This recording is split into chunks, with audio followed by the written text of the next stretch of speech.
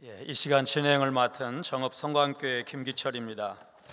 2017년은 기독교 역사적으로 종교개혁 500주년을 기념하는 뜻깊은 해입니다.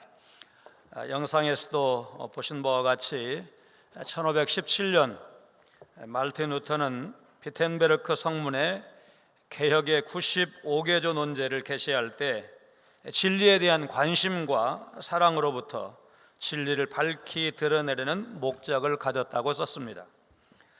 금년 들어 한국교회는 신년 벽두부터 종교개혁 의미를 되살려내기 위해서 나름의 애를 써왔다고 봅니다.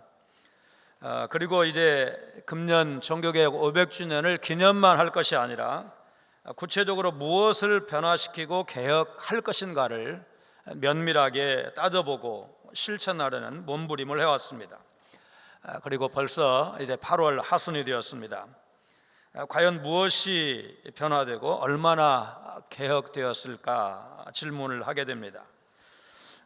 자기 갱신을 통해서 교회를 새롭게 하고자 모인 우리 교갱협이 오늘 22번째 영성수련의 마지막 날, 과연 종교개혁 500주년을 맞이한 한국교회는 제대로 개혁의 의미를 살려내고 변화되고 있는지, 아직도 변화되지 않고 그 자리에 머물러 있는 적폐는 없는 것인지, 개혁신앙을 가졌다면 그 자리에 머물러 있는 적폐는 없는지, 또 개혁의 목표를 설정하고 계속 개혁되어 가야 할 것인지를 함께 논의하고 또 토론하는 그런 시간을 준비를 했습니다.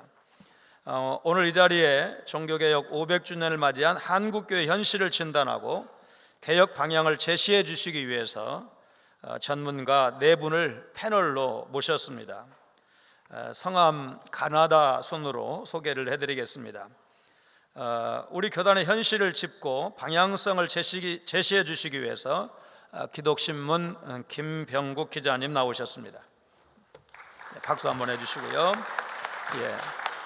우리 사회와 불가분리로 연결되어 있는 한국교회 현실을 짚고 개혁의 방향을 짚어주시기 위해서 CBS 기독교방송국 대기자 변상욱 기자님 나오셨습니다. 목회적 신학적 입장에서 교회의 현실을 진단하고 방향을 제시해 주시기 위해서 대전 예인교회 심무하시는 신종철 목사님 나오셨습니다. 아세아 연합신학대학에서 교회사를 교수하시고 또 우리 교갱협 동역자이시기도 합니다. 리서치 전문가로서 객관적인 데이터를 가지고 한국교회 개혁의 현황이 어떤지 말씀해 주실 지앤컴 리서치의 지용근 대표님 나오셨습니다. 오늘 토크 콘서트 시간을 이렇게 진행을 하겠습니다. 먼저 4분 패널들께서 준비하신 발제문을 중심으로 15분씩 서 계신 영역에서 느끼시는 교회 개혁의 현실과 방향을 말씀하시고, 그 다음에 질응답 시간을 통해서 전체 토론 시간을 갖고 또 마무리하는 그런 흐름으로 진행을 하겠습니다. 질의응답 시간에는 제가 질문을 할 수도 있고 또 패널들께서 상호 말씀 들으시면서 궁금했던 것을 질문하시기도 하고, 또 회중석에서 궁금하신 거 있으면 메모해서 올려주시면 이제 깊이 있는 토론이 되도록 그렇게 진행을 하겠습니다. 발표 순서는 이렇게 하겠습니다. 먼저 종교개혁 500주년을 맞이해서 한국교회를 외부에서는 어떤 시각으로 바라보는지 알아보기 위해서 리서치 결과로 말씀해 주실 지용근 대표님의 말씀을 듣고, 이어서 변상욱 대기자님, 김병국 기자님, 그리고 신종철 목사님의 발표를 차례로 듣도록 하겠습니다. 그러면 우리 지용근 대표님 발표 박수로 청하겠습니다. 네, 안녕하세요. 지용근입니다. 아마 그 숫자를 먼저 좀 얘기를 하고 숫자를 좀 이해한 다음에 그 다음에 계속 이야기를 들으시면 좋다는 생각 때문에 아마 저부터 먼저 시키신 것 같습니다. 문재인 대통령이 지금 취임 100일이 좀 넘었는데 갤럽에서 조사한, 갤럽이 지금 매주마다 한 번씩 조사 발표를 하는데 문재인 대통령 지지도가 지금 거의 80% 가까이, 78%인가 지난주에 이렇게 나왔어요. 근데 이 데이터가 그 역대 대통령 그 100일 취임 숫자 중에 두 번째로 높은 숫자예요. 김영삼 YS 다음으로 높은데 아마 기억하실지 모르겠지만 YS 대통령이 IMF를 거치면서 임기 말년에는 거의 뭐 10몇 프로까지 떨어졌었어요. 지지도가요. 이걸 제가 이제 왜 말씀드리냐면 문재인 대통령도 지금 계속 이제 우려하는 바가 있지만 일반 국민들은 계속 높은 지지도를 지금 갖고 있는데 그러니까 이 업에 종사하면서 느끼는 점 하나는 이 국민들의 여론이 옛날에 천심은 민심이다 그랬지만 그 널뛰기 같아요. 널뛰기. 그러니까 어떤 하나의 어떤 그 충격이 딱 있거나 사건이 있으면 민심이 확 바뀌고 막 그러거든요. 그래서 여론조사 결과는요, 그 시대에 그 시점에서 다 커팅해서 그 국민들의 인식을 딱 보는 거라고 이해하시면 됩니다. 이게 영원한 진리도 아니고, 그러니까 또 언제든지 바뀔 수 있고 뭐 그런 측면에서 이해하시면 되겠고, 제가 이제 오늘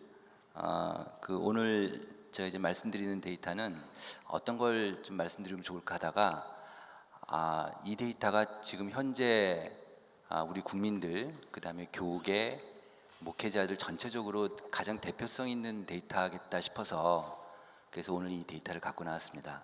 이 조사는 한기원이라고 한국기독교언론포럼에서 조사 의뢰를 했었고요. 이거 지난해 말에 조사한 겁니다.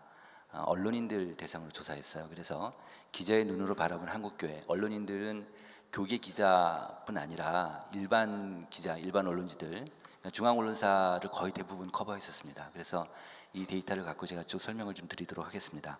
일반 언론이 182명 조사 응답을 했고요. 교계 언론이 43명에서 225명 조사를 했고, 직접 뭐 팩스나 이메일이나 1대1로 개별 면접을 통해서 그 조사를 했는데, 기자들은 왜 한국교회를 어떻게 보는가가 중요하냐면, 일반인들, 보통 시민들은요, 자기 생각이 이렇게 잘 정확하게 정리가 안 되는데, 보통 어떤 매체를 통해서, 어떤 경로를 통해서 자기 생각을 정리하냐면 언론이에요.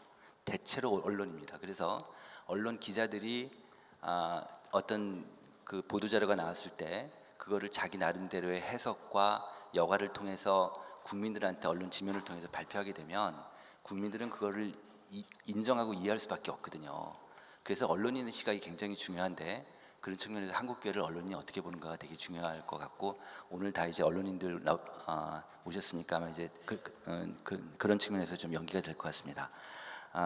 137페이지 잠깐 보시면요, 한국교회에 대한 자유현상인데 한국교회 하면 어떤 게 떠오르십니까? 이렇게 물었어요. 이랬더니 긍정 이미지는 한 18% 정도 됐었고, 부정 이미지는, 이게 그냥 주관식으로 물었는데 긍정 이미지는 18%, 부정 이미지는 한 69% 정도 나왔는데, 긍정적인 건 뭐 십자가, 뭐 전도, 선교, 긍정적이다, 뭐 예배 참여 이런 것들이 나왔고, 부정 이미지는 배타적이고 폐쇄적이고 집단 이기주의, 부정부패, 타락, 이런 응답들이 이렇게 좀 나왔습니다. 그러니까 그냥 막연하게 한국의 언론인들이 생각하는 한국에 대한 이미지가 이렇게 형성이 되어 있다고 보시면 될 것 같습니다. 그 아래 5번 보시면 한국교회에 대한 속성별 이미지 평가인데, 이 각각 네 가지 측면을 보고 그렇다, 그렇지 않다로 응답을 받았어요. 그랬더니 지금 이제 그 왼쪽 그래프는 일반 기자고 오른쪽 그래프는 교계 기자, 약간 인식 차이가 있는데, 남을 잘 돕는다는 일반 기자가 40% 정도 되죠. 그 다음에 교계 기자는 56% 이렇게 되고, 그러니까 교계 기자가 좀 더 한국교회가 봉사나 남을 돕는다에 대한 인식이 더 높아요, 일반 기자보다. 그 다음에 약자 편에 선다, 도덕적이다, 신뢰할 만하다, 이런 것들은 거의 10% 안팎에 낮게 나왔습니다. 한국교회를 언론인들이 볼 때 이건 뭐 일반 기자나 교계 기자나 똑같이 약자 편에 선다, 도덕적이다, 신뢰할 만하다, 아주 낮은 숫자죠. 사실 10% 내외면 굉장히 낮은 숫자인데요. 올해 초에 기훈실에서 3년마다 한 번씩 한국교회 신뢰도 조사를 해요. 그 조사를 제가 직접 담당했었는데, 올해 초에 3년 전에는 19% 나오고 올해 20% 나왔어요. 한국교회 신뢰도가. 전 국민을 대상으로 해서 어느 한 기관, 하나의 대상, 하나의 브랜드에 대해서 신뢰도가 20%면 되게 낮은 숫자거든요. 이거는요, 확장되기는 어려워요, 이 숫자 갖고는. 그러니까 어떤 뜻이냐면 20%라는 그 의미를 보면 어느 특정 집단에서만 인정되는 그런 브랜드라고 보시면 돼요. 그러니까 전국적으로 전체 전 연령층별로 전 지역별로 확장되는 그런 브랜드라고 보기는 좀 어려운데 그 한국교회 신뢰도 20%를 다시 한번 좀 제가 세부적으로 말씀을 드리면 교회 다니는 크리스찬들이 60% 신뢰를 했어요. 그러니까 종교인별로 보니까 한국 교회를 신뢰하는 신뢰도가 실제로 교회 다니는 그 크리스찬들이 60% 정도 신뢰를 했고 40%가 신뢰하지 못한다라고 대답을 했고요. 그다음에 나머지 그러니까 천주교인들이나 불교인이나 무종교인들, 천주교나 불교인들 같은 경우는 10% 정도 약간 높고요. 그다음에 무종교인들은 한국교회 신뢰도가 8%예요. 그러니까 10%도 안 되거든요. 이러다 보니까 우리가 아무리 전도하고 하더라도 잘 먹히기가 좀 어렵죠, 사실은. 이제 그런 거고 또 하나는 3년 전 대비로 아마 그 목회 현장에서 많이 느끼실 텐데 3년 전 대비로 한국교회 신뢰도가 어느 계층에서 좀 하락이 됐냐면 연령별로 30, 40대층이 좀 하락이 됐어요. 한 8%, 10% 정도 그렇게 하락이 되어 있습니다. 그래서 30, 40대가 한국교회에서는 되게 위기라는 느낌이 숫자적으로는 좀 그런 느낌을 좀 받았습니다. 네, 그다음에 그다음 페이지 볼까요? 138페이지에 6번. 그러니까 앞 페이지에서 그래도 언론인들은 한국교회가 남을 잘 돕는다고 하는데 왜 약자 편에 서지 못한다고 할까? 이게 저한테는 되게 궁금했어요. 그러니까 남을 잘 돕는데 왜 약자 편에 서지? 왜냐하면 앞 페이지 보시면은 약자 편에 선다가 10% 남짓밖에 안 되니까 그게 왜 그럴까를 갖고 좀 궁금했었는데 이제 그다음 데이터 7번 데이터 보시면 이것도 마찬가지로 각각 4가지 속성에 대해서 그렇다, 그렇지 않다로 응답을 받았어요. 이게 지금 그렇다 응답 비율입니다. 폐쇄적이다 69%, 이거 일반 기자 기준으로 말씀드릴게요. 이기적이다 71%, 그다음에 권위주의적이다 72%, 물질 중심적이다 75%. 이게요 단지 목회자뿐만은 아닌 것 같아요. 그러니까 한국계 전체 집단적으로 이런 느낌을 기자들이 받는 것 같아요. 그러니까 거의 뭐 60%, 70% 가까이 이렇게 높은 저희들 조사업계에서는요 일반 국민 아마 이제 그 언론에서 신문지상에서 이제 이런 해석을 보시는데 우리 국민의 대다수, 대부분 이런 표현을 쓰잖아요. 대부분이라는 표현을 저희는 기준을 몇 퍼센트로 70%로 둬요. 10명 중 7명. 70% 이상이면 대부분이라고 저희가 표현을 하고 있습니다. 그러니까 여기 보시면 그 언론인들의 대부분이 한국교회에 대해서 권위주의다, 물질주의다, 이기적이다 이렇게 표현하고 있는 거예요. 이렇게 인식을 하고 있는 거예요. 예컨대 이게 지금 유리컵인데 유리컵 젓가락이 하나 있으면 그럼 물을 넣으면 분명히 이건 휘어지지 않은데 휘어지게 보이잖아요. 물 넣으면 이게 이미지예요. 이미지 포지셔닝이라는 거예요.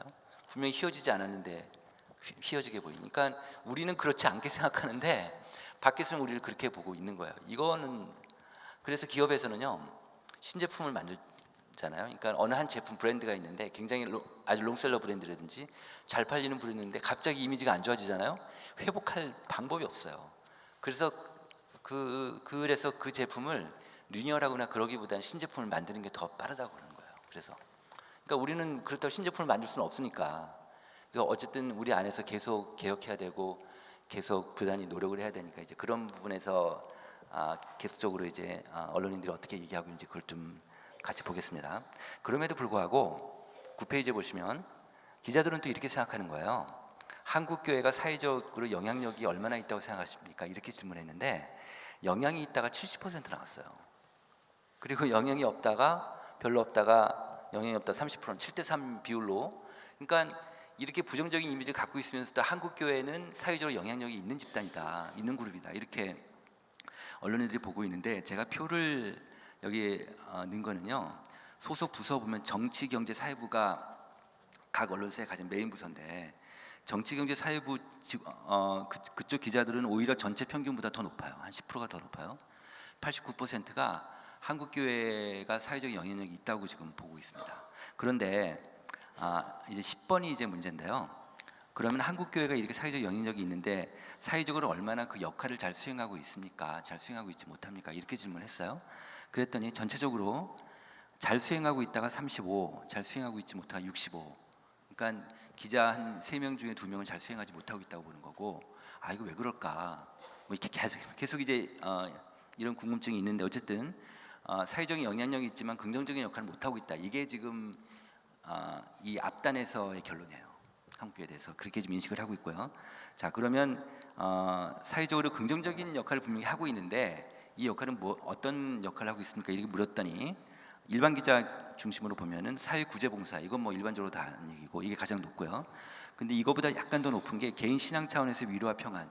그러니까 소위 얘기 교회 안에서 목회자나 그 교회 그룹 안에서의 개인 신앙하고 그런 측면에서는 분명히 한국 교회가 사회적 영향을 끼치고 있다라고 보는 거예요. 그렇게 좀 보는 거고, 그다음에 또 하나는 이제 그 다음부터 뚝 떨어져서 윤리적이고 도덕적인 선도 역할, 지역사회 발전 기여, 그 다음에 맨 마지막에 사회통합 공공성, 이런 것들이 굉장히 낮게 나오겠죠. 이런 건 뭐 10% 안팎 이렇게 낮게, 특히 이제 사회통합 관련해서 뭐 3.8% 이렇게 거의 뭐 미미한 숫자가 나오는데, 그러니까 이 얘기가 무슨 얘기냐면은 봉사 구제 이 측면 빼놓고는요 사회적인 역할에 대해서는 아직까지 인정을 못 하고 있는 거예요.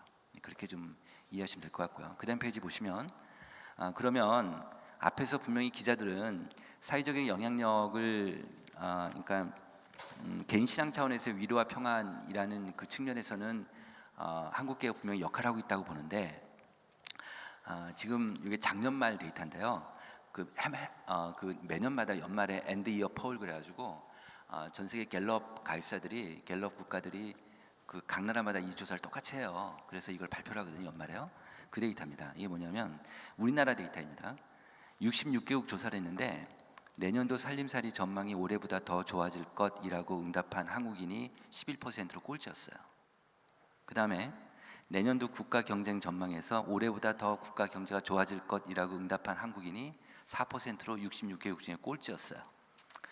그러니까 우리나라 국민들이 얼마나 지금 이렇게 힘들게 사는지 아마 금방 숫자적으로 느낌이 오실 거예요. 저는 이제 제가 거의 한 20년, 30년 가까이 이 일을 해오다 보니까 숫자를 보면 숫자가 어떤 때는요 정말 숫자가 말하는 것 같은 게 느낄 때가 있어요. 이럴 때가 그래요. 야, 우리 국민도 진짜 어렵구나. 이렇게 어렵구나. 좀 비관적으로 지금 우리나라를 보고 있구나. 이렇게 좀 보고 있으니까 이런 측면에서는 분명히 한국교회가 역할이 있겠죠. 개인 신앙 차원에서의 위로와 평화, 이런 것, 평안, 이런 측면에서 한국교회가 분명히 큰 역할을 하고 있다고 저는 생각을 하고요. 자, 그 다음에 이제 13페이지 보시면 한국교회 역할에 대한 속성별 평가에서 그 지역사회 봉사를 잘하고 있다가 33%, 일반 기자 기준입니다. 그 다음에 이단에 대해 잘 대응하고 있다 20%, 그 다음에 교회 밖 세상과 잘 소통하고 있다 11%, 그 다음에 사회개혁을 위한 실제적인 목소리를 내고 있다 9.9%. 네, 그러니까 봉사 빼놓고 나머지 사회적인 대사회적인 소통이나 커뮤니케이션이나 뭐 하여튼 활동에 대해서는 미미하게 좀 생각하시는 것 같고요. 14페이지에 그러면 한국계 목회자들이 가장 큰 문제점이 뭐냐? 항상 이런 조사할 때마다 제가 너무 송구한 게, 이런 조사 항상 목사님들이 맨날 두드려 맞아가지고 그래서 좀 그러긴 한데 하여튼 숫자적으로 이렇게 나오고 있습니다. 한국계 목회자들의 가장 큰 문제점은 물질적 욕심, 성장주의. 이게 지금 일반 기자들하고 교계 기자들하고 거의 지금 2배 차이가 나죠. 인식 차이가 커요. 그러니까 일반 기자가 어떻게 보면 일반인들을 대표하는 그런 오피니언 리더층이라고 본다면 한국계 목회자들한테는 물질적인 욕심이나 성장주의 뭐 이런 것들에 대한 부정적인 인식이 좀 있고요. 그다음에 이제 인격 윤리 등 부족, 언행일치 부족.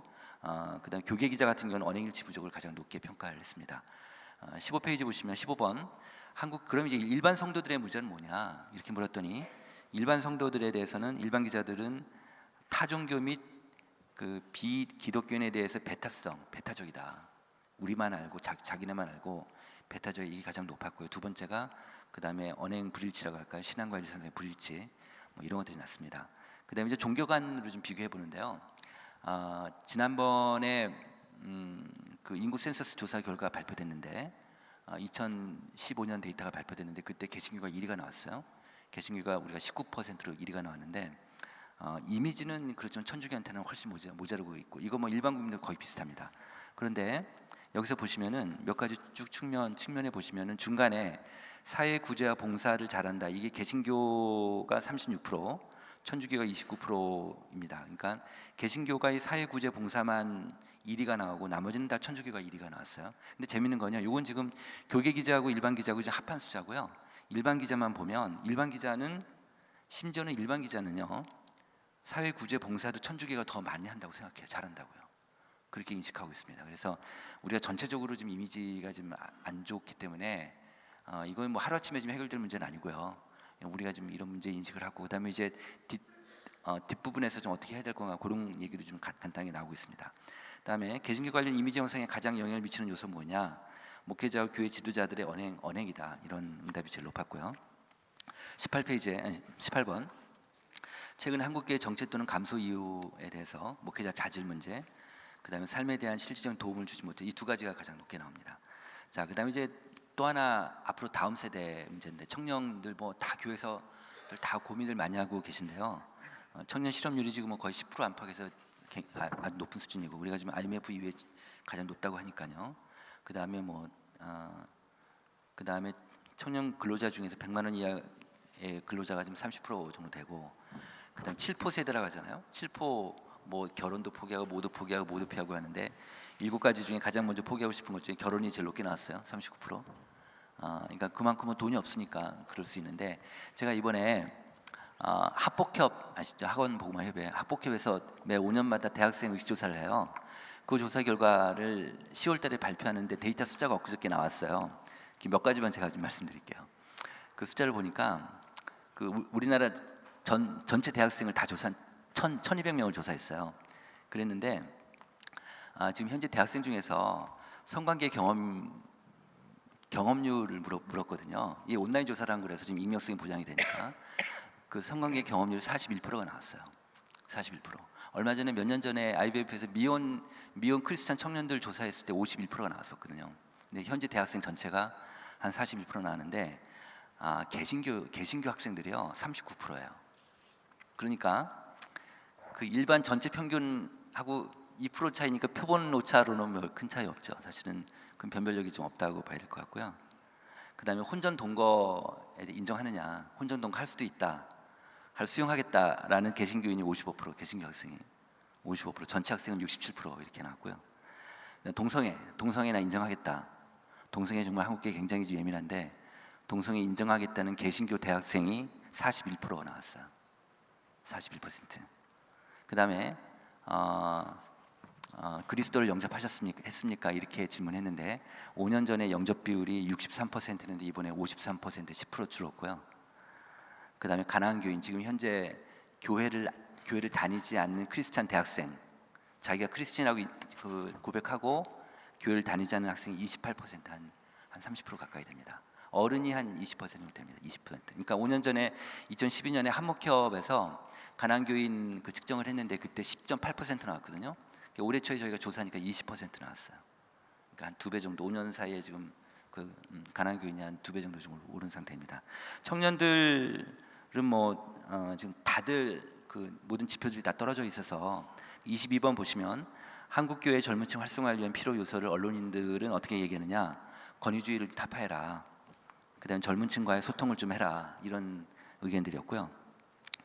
그다음에 이제 한국교회가 해결해야 될 가장 시급한 과제는 세속주의하고 물질주의, 그다음에 양적 팽창, 외형.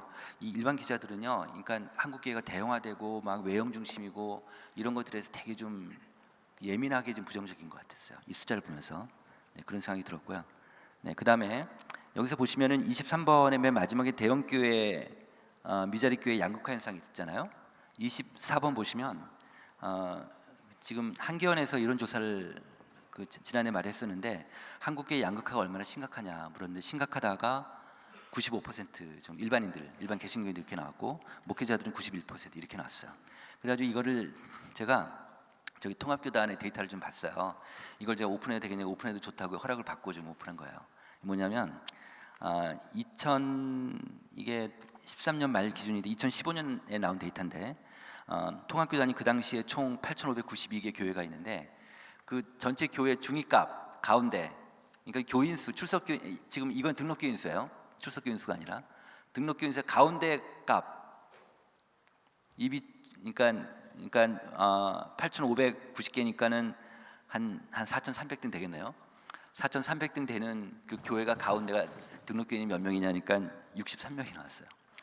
63명, 100명이 안 되죠. 그러니까 사실은요, 지금 한국교회에서는 가운데 교회가 지금 60명대 교회예요. 100명 이상도 아니고요, 60명대 교회인 거죠. 그런데 재미난 건 뭐냐면 요건 저희들 표현으로 중위값, 메디안이라고 중위값이라고 그러는데 우리가 보통 평균이라고 하잖아요. 평균값. 평균은 다 더해서 나누기 n 하는 거, 다 더해가지고 전체 등록교인 수를 다 나눠가지고 나누기 총 교회 수 8,500개 다 하니까 평균값은 327명이 나왔어요. 그러니까 중위값은 63명이고 327명이니까 큰 차이가 나죠. 그러니까 그만큼 대형화, 그러니까 큰 교회로 이제 많이 교인들이 많이 몰려 있는 걸 보는 거고, 그 다음에 IBF하고 올해 초에 어떤 조사를 했었냐면 그 소형 교회를 대상으로 조사했었는데요. 소형 교회, 중형 교회까지 다 조사를 했었는데 지금 가장 위태로운 교회가요 50명에서 100명 교회예요. 50명에서 100명 교회가 교회 떠날 의향이 제일 높아요. 네, 그래서 하여튼 그런 측면이 좀 그런 데이터도 나왔었습니다. 주요 이슈에 대해서 26번 한국교회 동성애 규탄에 대해서는 어떻게 생각하느냐 했더니 일반 기자가 심한 대응이다 50%가 좀 50% 정도, 2명 중에 1명은 심한 대응이다 받고 이해한다가 40%, 그러니까 약간 심한 대응이라고 생각하는 분이 약간 좀 많았고요. 그 다음에 담임 목사의 교회 세습에 대해서는 일반 기자나 교회 기자나 똑같이 반 이상이 해서는 안 된다 이렇게 좀 보고 있습니다. 그 다음에 이제 기자들이 한국교회에 기대하는 점이 무엇입니까 했을 때 사회의 올바른 방향성을 제시하는 교회, 이게 그러니까 안에서만 머물 줄 알고 밖으로 좀 이렇게 사회에 대해서, 우리 사회에 대해서 올바른 방향성을 제시하는 교회가 됐으면 좋겠다. 이게 일반 기자들이었고요. 그다음에 교계 기자는 기독교적 진리와 신앙을 전파하는 교회, 이게 37% 제일 높죠. 어떻게 보면은 일맥상통한다고 볼 수도 있습니다. 네. 그다음에 30번 기자로서 그러면 한국교회 좀 더 알고 싶은 게 무엇이에요? 이렇게 물었더니 한국교회 개혁과 자정 노력 좀 이런 것들 좀 많이 보여달라. 이런 거 보여주면 많이 실어주겠다. 이런 얘기예요. 네. 그런 응답이 좀 나왔었고요. 그래서 그런 그 모델 케이스나 그런 좋은 사례들을 계속 홍보하는 것들이 굉장히 중요하겠다 이런 생각이 좀 들었습니다. 그다음에 이제 이건 한국교회 역할 관련해서 좀 제가 그냥 이런 것들 말씀드리면 좋겠다 싶어서 했는데 한기원에서 올해 4월달에 선거 바로 직전에 조사한 거예요. 일반 개신교들 대상으로 해서 차기 대통령이 해결해야 할 최우선 국가적 과제가 무엇입니까? 이랬더니 이거는 뭐 개신교인이나 비개신교 똑같이 나왔어요. 부패 청산 사회개혁, 이게 뭐 어떻게 보면 이 시대의 화두기 때문에 그러니까 어떻게 교회도 이런 측면에서 관심을 가질 필요가 있다는 거죠. 네, 그렇게 그다음에 국민통합 화합 이런 문제. 근데 차기 대통령이 다뤄야 할 한국교회 최우선 과제, 종교인 납세 문제 갖고 지금 요즘 뭐 계속 뭐 2년 유예하느냐 계속하느냐 갖고 계속 언론에서 얘기 나오고 있는데 지금 납세 문제가 지금 일반 개신교인들은 가장 높게 나오고요. 그 다음에 세 번째 분 동성애 문제가 있어요. 동성애 세 번째인데 이 데이터는 재미있는 게요. 교회 중직자들 안수집사 장로급 이상은 동성애를 1위로 봤어요. 동성애를 1위로 봤고요. 일반 성도, 그러니까 집사도 아니고 일반 성도는 종교인 납세 문제를 1위로 봤어요. 이게 무슨 얘기냐면 종교인 납세 문제를 일반인들한테 수용적으로 한국교회가 액션을 취하면 일반 성도는 어떻게 보면 일반인들하고 좀 더 가까운 그룹이니까 생각이 비슷하니까 좀 더 한국교회에 긍정적일 수 있어요. 그렇게 좀 보시면 됩니다. 그 다음에 33번 종교개혁 500주년에서 한국교회 개혁 실천 과제로 보니까 목회자의 권위주의하고 교권주의를 내려놔야 된다 뭐 이런 얘기고, 그 다음에 두 번째가 자기교회 중심에서 지역사회의 공공성 지향. 그러니까 제가 이 데이터를 보면 다 정확하게 기자들은요 내부적으로는 교권주의하고 권위주의 내려놔라라는 거고요, 외부적으로는 지역사회하고 소통하라. 문재인 대통령이 100일 가까이 계속해서 이렇게 높은 지지도를 유지하는 이유는 결국은 소통이라는 생각이 들었어요. 그러니까 그 과거 정권에 대한 반발도 있겠지만 하여튼 그런 측면에서 계속해서 지금 이렇게 높은 지지도가 내려오지 않고 있지 않은가 이런 생각이 좀 들었습니다. 마지막에는 34번은 이거는 뭐냐면 그 미국의 라이프웨이 리서치라고 남 침례 교단에서 직접 운영하는 리서치 회사가 있어요. 근데 거기서 한 달에 한 번씩 계속 리서치 결과 발표하는데 얼마 전에 나온 데이터인데 이 질문이 뭐냐면 그 미국 사회에 직면하는 도전에 대해서 가장 건강하게 대화로 풀어갈 수 있는 사람이 누구냐 이렇게 질문한 거예요. 그 첫 번째가 대통령이 나왔고요. 두 번째가 지역사회 목사가 나왔어요. 그러니까 국민들한테는, 미국인들한테는 목사 이미지가 좋은 모양이에요. 이게 두 번째로 목사가 나온 거 보니까. 근데 한국은 아마 이런 질문을 하면 목사님은 아마 여기 등에도 안 들 것 같은데 앞으로 이런 우리나라 한국교회도 이미지가 계속해서 개선돼서 이런 응답들이 꼭 나올 수 있는 그런 시기가 오길 바라겠습니다. 고맙습니다. 예. 지용근 대표님 감사합니다. 이제 변상욱 대기자님 발제해 주시겠습니다. 네, CBS의 변상욱 기자입니다. 본래는 제가 뭐 정치, 경제, 사회 쪽 전공입니다만은 대학에서 공부하기를 종교사회학을 하고 교계 기자를 초반에 좀 했었기 때문에 교회에 대한 관심을 계속 갖고 있던 것들이 이제 여기에 전체적으로 정리가 한번 되어 있습니다만은 단상에서 하는 얘기는 원고에 없는 얘기만 하겠습니다. 원고를 다 읽으셨다고 치고 원고에 없는 얘기만 하겠습니다. 지 대표가 얘기해 주신 대로 한국교회와 한국교회 목회자들에 대한 여론이 그렇게 좋지는 않은데 왜 2005년과 2015년의 인구 센서스 결과 개신교인은 123만 명이나 늘어났을까라고 하는 의문을 풀기 위해서 사실 지용근 대표하고 머리를 맞대고 한동안 고민을 많이 했습니다만은 여러 가지 이유는 있습니다. 그것이 이제 원고에 정리는 돼 있는데 역시 가난해지고 있다는 건 분명합니다. 가난해지면 농촌과 어촌에서 살 수가 없어서 또 소도시에는 아무런 일자리가 없어서 대도시로 몰려들게 되고 대도시의 빈곤층이 늘어나면 대도시의 빈곤층은 교회에 의존할 수밖에 없습니다. 그래서 교회로 몰려오는 사람들이 많다라고 하는 부분이 분명히 존재하는 것 같고 두 번째로 교회가 보수 정권이 들어서면 교인들이 늘어납니다.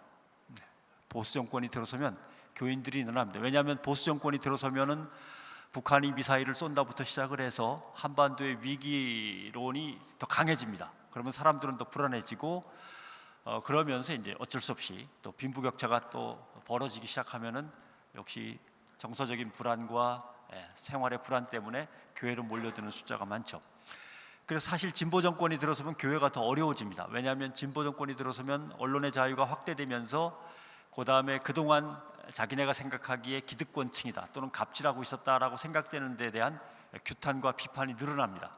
결국 진보 정권이 들어서면 한국교회가 그렇게 죄진 것도 없는데도 불구하고 기득권 세력으로 묶여 있기 때문에 한국교회에 대한 비판도 강해지죠. 두 번째, 진보적인 정권이 들어서면 역시 돈 문제가 결로가 됩니다. 진보적인 정권은 돈을 골고루 거두려고 합니다. 돈을 골고루 걷는다는 얘기는 돈을 덜 내던 쪽에서 돈을 뽑아내야 된다는 얘기가 되죠. 그게 이제 진보적인 정권은 앞에서 최 목사님이 어제 하셨을 것 같습니다만은 결국 정치는 포퓰리즘에 의해서 움직이고 포퓰리즘에 의해서 제도를 만들어냅니다. 국민들의 인기를 조금이라도 더 얻는 쪽은 어느 정책이냐라고 할 때 세금을 돈 많은 사람한테서 걷어내는 것이 표수로 봐서는 다음 지방선거와 총선거에서 훨씬 더 많이 거둘 수 있다 그러면 그쪽으로 갈 수밖에 없습니다. 그런 점에서 진보 정권은 기득권층을 향해서 세금을 조금이라도 더 받으려고 애를 쓰죠. 박근혜 정부 때는 이걸 진보적인 정권이 아닌 상황에서 돈을 어떻게든 더 뜯어내야 되는데 돈을 뜯을 데가 없으니까 담배값을 올리는 겁니다. 재벌이나 기업들 또는 돈 많은 사람들한테서 세금을 더 받자니 그쪽은 우리의 지지층이니까 거기다 세금을 못 매기니까 담배값이라도 올리고 뭐 전기료라도 올리려고 물값을 올린다든가 여러 가지 가스 요금을 올린다든가 다른 쪽으로 생각하는데 진보적인 정권으로 바뀌면 뭐 바로 기업과 부유층에 대해서 세금 구간을 조정해 가지고 세율을 높이는 방법을 쓰기도 한다든가 그 중에 하나가 이제 목회자들에게 세금을 걷느냐 마느냐 하는 문제가 이제 바로 딱 걸리는 거죠. 그래서 어떻게든 뭐 조금은 더 연기시키고 교회가 준비를 할 시간을 벌고자 합니다만은 냉정하게 얘기하면 우리 옛말에 청명해 주구나 한식해 주구나 뭐 다 그런 겁니다. 지금 준비가 안 돼서 세금 내니라고 고생하나 어떻게든 한 2, 3년 뒤로 미뤘는데 그때 가서 정말 교회에 대한 여론이 더 나빠져서 세금도 안 내고 뺀질뺀질하면서 뒤로 도망만 다니고 겨우 이제 붙잡혀서 세금을 내기 시작하는 이런 이미지 때문에 교회로 사람들이 안 오거나 둘 중에 어느 걸 한국교회가 선택할 거냐는 문제가 남아있어서 참 어려운 부분인데 기왕이면 대통령이 장로가 되었으면 얼마나 좋을까 하는 생각도 혹시 하시는지 모르겠습니다만 장로 대통령도 마찬가지입니다. 김영삼 대통령 때 아마 고생하셨을 겁니다. 토지 초과 이득세라고 기억나실지 모르겠습니다만 교회가 갖고 있는 부동산 중에 택지에 대해서 엄청난 세금이 물어갖고 수십억씩 막 올라갔다가 그건 뭐 몇 가지 문제가 있어가지고 때를 쓰면서 약간 줄어들긴 했습니다만은 결국 지금 국가가 안고 있는 부채가 지난주까지 나온 통계 최근 걸 보면 1,400조입니다. 국가 부채가. 그 다음에 자영업자들이 안고 있는 부채가 한 750조 이렇게 됩니다. 그러니까 사회가 엄청난 빚더미 위에서 지금 살살 아슬아슬하게 돌아가는 상황이거든요. 그러니까 정부는 돈을 버는 쪽으로 갈 겁니다. 그래서 납세가 잠깐은 미뤄지겠지만 오래 미뤄질 수는 없고요. 그런 점에서 교계가 어떤 이제 스탠스를 취할 거냐가 문제인데, 막 나서가지고 못 내겠다를 큰 소리로 외치면 이미지가 더 나빠지고, 그래서 어떻게 좀 조용히 로비를 잘하는 방법을 짜내야 된다라고 하는 말씀을 드리고, 또 하나의 문제는 여기 다 목회자와 또 사모님들과 부교육자들이 계실 테니까, 천주교 신부는 숫자가 6천 명입니다. 기독교 목회자 숫자는 정확하게 어름하게 없습니다. 10만에서 12만 잡습니다. 그러면 열 몇 배가 되는 거죠. 그래서 천주교인 숫자는 안 늘어나는데 개신교인 숫자는 왜 늘어나는가가 해답이 여기에 있습니다. 천주교 신부 6천 명은 꼭 단독 목회를 하려고 대기하는 사람들이 아닙니다. 각 성당에 소속돼서 주임 사제 밑에서 그냥 열심히 그냥 일하면 되고, 전국적으로 통계를 잡아가지고 천주교인 숫자가 늘어나는데 성당 숫자가 너무 모자란다 그러면은 중앙에서 임명을 하고 통제를 해서 성당을 하나 더 지으면 거기에 신부가 한 2명 더 가는 거고, 이런 시스템이기 때문에 숫자를 늘릴래야 늘릴 수 있는 구조가 아닙니다. 사실 그런 문제가 있고, 그러나 개신교라고 하는 이 문제에서는 다른 거죠. 12만 명의 목회자가 다 가능한 한 단독 목회를 하고 싶어 합니다. 그런데 인구 숫자 자체가 늘질 않고 있고, 더군다나 탈종교화에 의해서 기독교인 숫자, 종교를 갖고 싶어하는 사람도 늘지 않는 상황에서 신학대학에서는 계속 신학생이 쏟아져 나오고, 그 사람들은 다 단독 목회를 하고 싶어하고, 이런 상황에서 기독교인은 123만 명이 늘었지만 개교회별로 보면 개교회는 되게 어려운 거죠. 왜냐하면 10몇만 명이 조금밖에 안 되는 인구를 나눠서 교인으로 삼아야 되니까 되게 어려운 상황입니다. 그러면 신학생 수를 줄이면 되지 않냐? 그러면 이렇게 신학생 수를 줄이면 이제 신학대가 망하죠. 학생이 있어야 등록금을 내는데 등록금 낼 학생 숫자가 줄어들면 신학대학이 망하고, 그렇다고 그러면 뭐 예를 들면 한신대나 성공회대가 했던 것처럼 경영학과, 정치 외교학과 이런 과를 만들어 갖고 다른 학생들을 받자니, 그러다 보니까 맨 처음엔 되는 것 같았는데 결국 그 신학교가 망하고 신학 교육이 제대로 이루어지지 않고, 이런 어려운 상황에서 이 컨트롤을 갖다 누가 할 거냐라고 하는데, 누가 할 거냐라는 것조차도 지금 방향을 못 잡고 있는 거죠. 그래서 목회자의 입지가 점점 좁아지고 전체 개신교인 숫자는 늘어날지 몰라도 목회하는 데는 정말 힘듭니다. 그래서 결국 계신지 모르겠습니다만은 뭐 택시 대리기사라도 해야 되고 편의점 알바라도 하면서 어떻게든 목회자가 생계를 이어나가야 하는 숫자가 되는 거죠. 그래서 이중직을 허용할 거냐 말 거냐도 이제는 완전히 현실적인 문제입니다. 가난한 목회자들에게 이중직을 허용할 거냐 말 거냐의 문제도 남아있고, 그 다음에 정말 좋은 케이스라면 도시의 큰 교회와 작은 교회들이 협동 목회를 해가지고 농어촌이나 아니면 작은 도시의 가난한 목회자들이 협동 목회자로 등록이 되어서 뭐 예를 들면 수요일 설교를 맡는다든가 종종 정해진 날짜에 와서 교인들을 갖다가 예를 들면 목양을 한다든가 하면서 급여가 지급되고, 이러한 어떤 협종 시스템이 마련되지 않는 한은 상당히 좀 어렵다라고 하는 그런 문제가 있습니다. 이것도 이제 교단에서 연구를 해야 되는 거고요. 그래서 지금 벌어지고 있는 양상은 어떤 목회들이 나오냐 하면은 직장 신우회가 강해지고 있습니다. 목회를 전공을 했고 목회할 사람은 많은데 교회를 갖다 늘리기는 정말 어렵고, 집값은 올라가고 세는 올라가고 하니까 직장마다 신우회가 결성되고 그 신우회에 담임을 하는 목사, 이런 이제 형상이 생기고 있고, 그다음에 길드형 교회, 이거는 이러면 이발사나 미용원 하시는 분들 또는 농사 짓는 분들 뭐 이렇게 해서 각 직종별로 신앙의 모임이 생기고, 그 신앙의 모임에 목회자가 가서 나름대로 일정 뭐라고 할까 보수를 받고 목회를 해주는, 그러니까 이거는 이제 연예인 교회가 아주 대표적인 입니다. 연예인들만 따로 모아서 목회를 해나가는, 이런 식으로 같은 직업에 있는 사람들이 뭉치고 거기에 이제 목회자가 파송되는 이런 형태도 있고, 시골로 나가서 전원교회로 조그마하게 꾸미는 경우도 많고, 그다음에 몇몇 가정이 모여서 홈스쿨링 하듯이 홈처치를 만들어서 몇몇 가정이 꾸려나가는 경우도 있고, 아마 상당히 다양한 형태로 목회의 형태가 이제 분화돼 나갈 거를 예상을 할 수 있는 겁니다. 그러면 과연 우리는 무엇을 해야 될 건가라고 하는 문제가 남는데, 그걸 한번 현상과 함께 제가 잠깐 보면 119페이지가 이제 주로 되겠습니다. 제일 중요한 것부터 빨리빨리 읽어 나가겠습니다. 첫째, 청년층이 엄청나게 줄어듭니다. 청년층이 엄청나게 줄어듭니다. 왜냐하면은 그 밑에 있지만 25세에서 45세까지의 인구 감소가 가장 급박하게 줄어듭니다. 가장 급박하게 늘어나는 것은 55세 이상 65세가 늘어나기 시작하는데, 반대로 45세에서 25세까지는 빨리 줄어듭니다. 되게 빨리 줄어듭니다. 죄송하지만 45세에서 25세의 인구라는 것이 의미하는 것은 11조를 내는 사람들이라는 걸 뜻하는 겁니다. 교회에서 11조를 낼 사람들이 가장 빨리 줄어듭니다.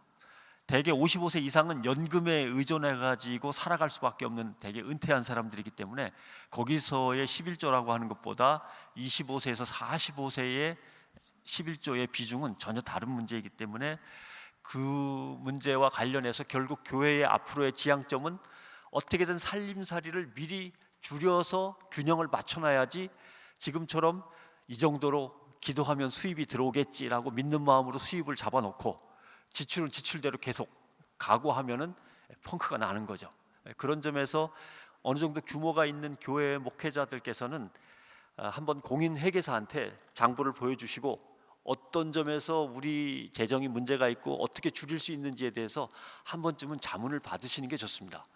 일반 기업 같으면은 해마다 계속 공인회계사들이 뭐 온갖 지적을 다 하면서 거기에 맞춰서 미리 틀을 짭니다만은, 교회는 아마 그런 기회가 없었기 때문에 더 어려워지기 전에 한번 그런 작업을 하시는 게 좋을 것 같다는 생각을 하고요. 그 다음에 두 번째는, 혹시 여기 계신지 몰라서 말이 좀 조심스럽습니다만, 청년들한테 봉사와 사역을 시키는 거 무지하게 어려워집니다.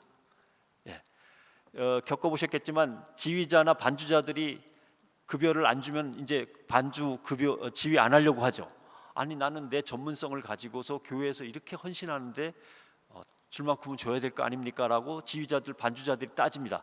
지금까지 다 줬습니다. 심지어는 소프라노, 테너, 솔리스트들도 따로 조금씩 주기도 했습니다. 이제는 일반 청년들이 그럴 겁니다. 왜냐하면 청년들의 삶이 그만큼 팍팍해졌고 절박해졌기 때문에, 그리고 탈종교성이 강하기 때문에, 내가 교회에 와서 왜 열정페이로 이렇게 몸을 바쳐야만 되느냐, 정당한 어느 정도의 급여가 있다거나 아니면은 대가가 있다면 모를까, 교회가 나를 뭐 때문에 이렇게까지 부린단 말이냐라고 이제는 얘기가 나올 겁니다. 뭐 사실은 나오고 있습니다만은 아마 목사님들한테 직접 대놓고 이렇게 못할 겁니다. 그러나 선배가 된 저희들한테 와서는 되게들 뭐라 그럽니다, 청년들이. 근데 아마 담임 목회자한테 이런 얘기를 꺼낸 청년은 아마 없을 거라고 생각합니다만, 청년들이 이미 교회가 부여하는 사명에서 옛날하고 전혀 다른 그런 세대로 바뀌고 있다는 것을 염두에 두셔야 합니다. 그 다음에 고령화는 뭐 말씀드린 대로 나이 드신 분들만 많으니까 헌금에 대해서 아무래도 비중이 적어지고, 또 예배 외에 다른 선교 활동이나 이런 것들에 대한 참여가 줄어들 겁니다. 그러니까 교회가 자꾸 예배 위주로 흘러가게 되는 문제가 있고요. 그 다음에 제일 강조하고 싶은 것은, 교회에 있는 여성 인력을 뭔가 제대로 선교와 전도에 활용하지 못하면 소생의 기미를 찾기가 어렵습니다. 제일 잘 찾는 거는 물론 신천지입니다. 신천지는 아주머니들을 어찌나 잘 동원하는지 잘 합니다만은, 교회가 제일 못하는 부분이, 대개 교회의 상당수의 인적 자원은 여성인데도 불구하고 여성을 대개 식당 봉사, 뭐 강단 꽃꽂이, 뭐 이 정도 외에는 별로 활용하지 못하고 있습니다. 그럼 여성들한테 무엇을 맡겨야 되느냐? 이 문제는 저한테 물으시면 안 됩니다. 교회 가서 여신도들에게 직접 물으셔야 됩니다. 그걸 저한테 묻는 것 자체가 문제가 있는 거죠. 자기가 목양하고 있는 여성들이 무엇을 원하고 무엇을 하고 싶어 하는지에 대해서 파악을 하고 있어야 되는데, 아직 파악을 못 하셨으면 상당히 시급합니다. 가서 물어보시고 교회를 위해서 뭔가 할 수 있는 재능, 뭔가 할 수 있는 비전, 이것들을 찾아주셔야 됩니다. 그런 문제가 있고요. 그 다음에 천주교의 예를 보면은 종교적 투신도라고 얘기하는데, 여신도들조차 이제는 미사만 드리고 집에 가버립니다. 레지오 마리라고 하는 봉사활동 참여자가 여신도들이 확 줄어들고 있습니다. 천주교가 제일 지금 위기로 느끼고 있는 상황인데 이건 우리도 뭐 심각한 상황입니다. 이걸 지탱하고 있는 게 천주교에서는 수녀들입니다. 수녀들이 이걸 다 온몸으로 버티고 있는데 문제는 수녀들까지도 이제 안 들어옵니다. 천주교에 수녀 숫자가 지금 줄어들면서 수녀를 하겠다는 사람조차 없어지고 있습니다. 그래서 천주교는 위기를 맞고 있는데 우리 입장에서는 그런 수녀 그룹조차 없습니다. 여 전도사님들 몇 분이서 그냥 교회에서 그냥 헌신하고 있는 거지 수녀 그룹이라고 하는 대규모의 그룹이 없는 저희 기독교에서는 더 어려운 거죠. 그런 문제가 있고 지금 제일 다행스러운 건요, 천주교의 추기경이 인기가 되게 없습니다. 교황이 다녀갔는데도요, 천주교 숫자가 늘지 않는 가장 큰 이유 중에 하나는 추기경이 엄청나게 욕을 먹고 있어서요. 천주교 신자들한테 물어보면 추기경 저 사람이 하는 한 성당에 나가고 싶지 않다는 사람이 무지하게 많습니다. 추기경이 혹시 바뀌면 큰일 납니다. 우리는 좀 다행입니다만은. 그래서 축소 균형화 어떻게든 줄여야 됩니다. 지금 저희가 앉아 있는 사랑의 교회 이 수양관, 이런 수양관 형태는 사실은 교회가 잘 될 때는 정말 필요하고 쓸모가 많은데 교회가 위기에 빠지면 이거 선교나 전도에 쓸 수 있는 공간이 아닙니다. 이런 문제들을 부동산이나 재정이나 이런 것들을 어떻게 효율적으로 축소할 거냐 하는 문제가 이제 남아 있고요. 제일 마지막으로 강조하고 싶은 거는 아까 지 대표도 강조를 하셨습니다만은 지역성의 강화입니다. 지역을 기반으로 해서 지역 사람들이 저 교회는 우리 마을 교회야, 또는 어떤 사람들이 그 교회와 그 마을을 보면서 저 마을은 어느 교회가 있는 마을이야, 이렇게 지역성이 강화되지 않으면 교회가 살아나갈 기반이 무너집니다. 그러니까 제가 쉽게 얘기하면 이런 겁니다. 동네에서 노인이 돌아가시면 목사님은 장로님들과 조의금 봉투 마련해서 가셔야 됩니다. 교회에 한 번도 나오지 않으신 할아버지라도 가서 그래도 마을교회 목사님이 제일 먼저 오셔가지고 한 1시간 동안 그래도 국밥 먹어가면서 동네 사람들 위로하고 가족들 위로하면서 그래도 앉아 계셨다가 가셨다. 장로님들도 몇 분 따라오셨더라. 이런 것들이 이어져야 되는데 대개 이제 교회에서는 우리 교회 나와보지도 않은 분, 교회는 다녀보지도 않은 분, 이렇게 되면 일단 치워놔야 되는 거죠. 그렇지만 실제로 교회의 지역성은 이렇게 해서 끈끈이 연결이 돼야 됩니다. 교회에 나왔든 안 나왔든, 우리 교회를 다니든 우리 교회를 안 다니든 간에 교회 가까운 곳에서 누가 돌아가시거나 애경사가 있으면 그 마을의 목사님으로서 한 번쯤은 가셔서 어깨라도 다독거려 주시는, 이 정도의 지역성이 확보되지 않으면 교회는 그냥 그야말로 폐쇄된 공간이죠. 자기들끼리만 모여있는. 그리고 또 용어도 그렇습니다. 믿는 사람끼리, 세상 것들하고는, 뭐 이런 식으로 용어를 쓰면서 우리끼리 모인 것 가지고는 잘 될 때는 모르지만 위기의 상황에서는 정말 빨리 이 교회의 기반이 무너진다라고 하는 것을 말씀드리고 싶습니다.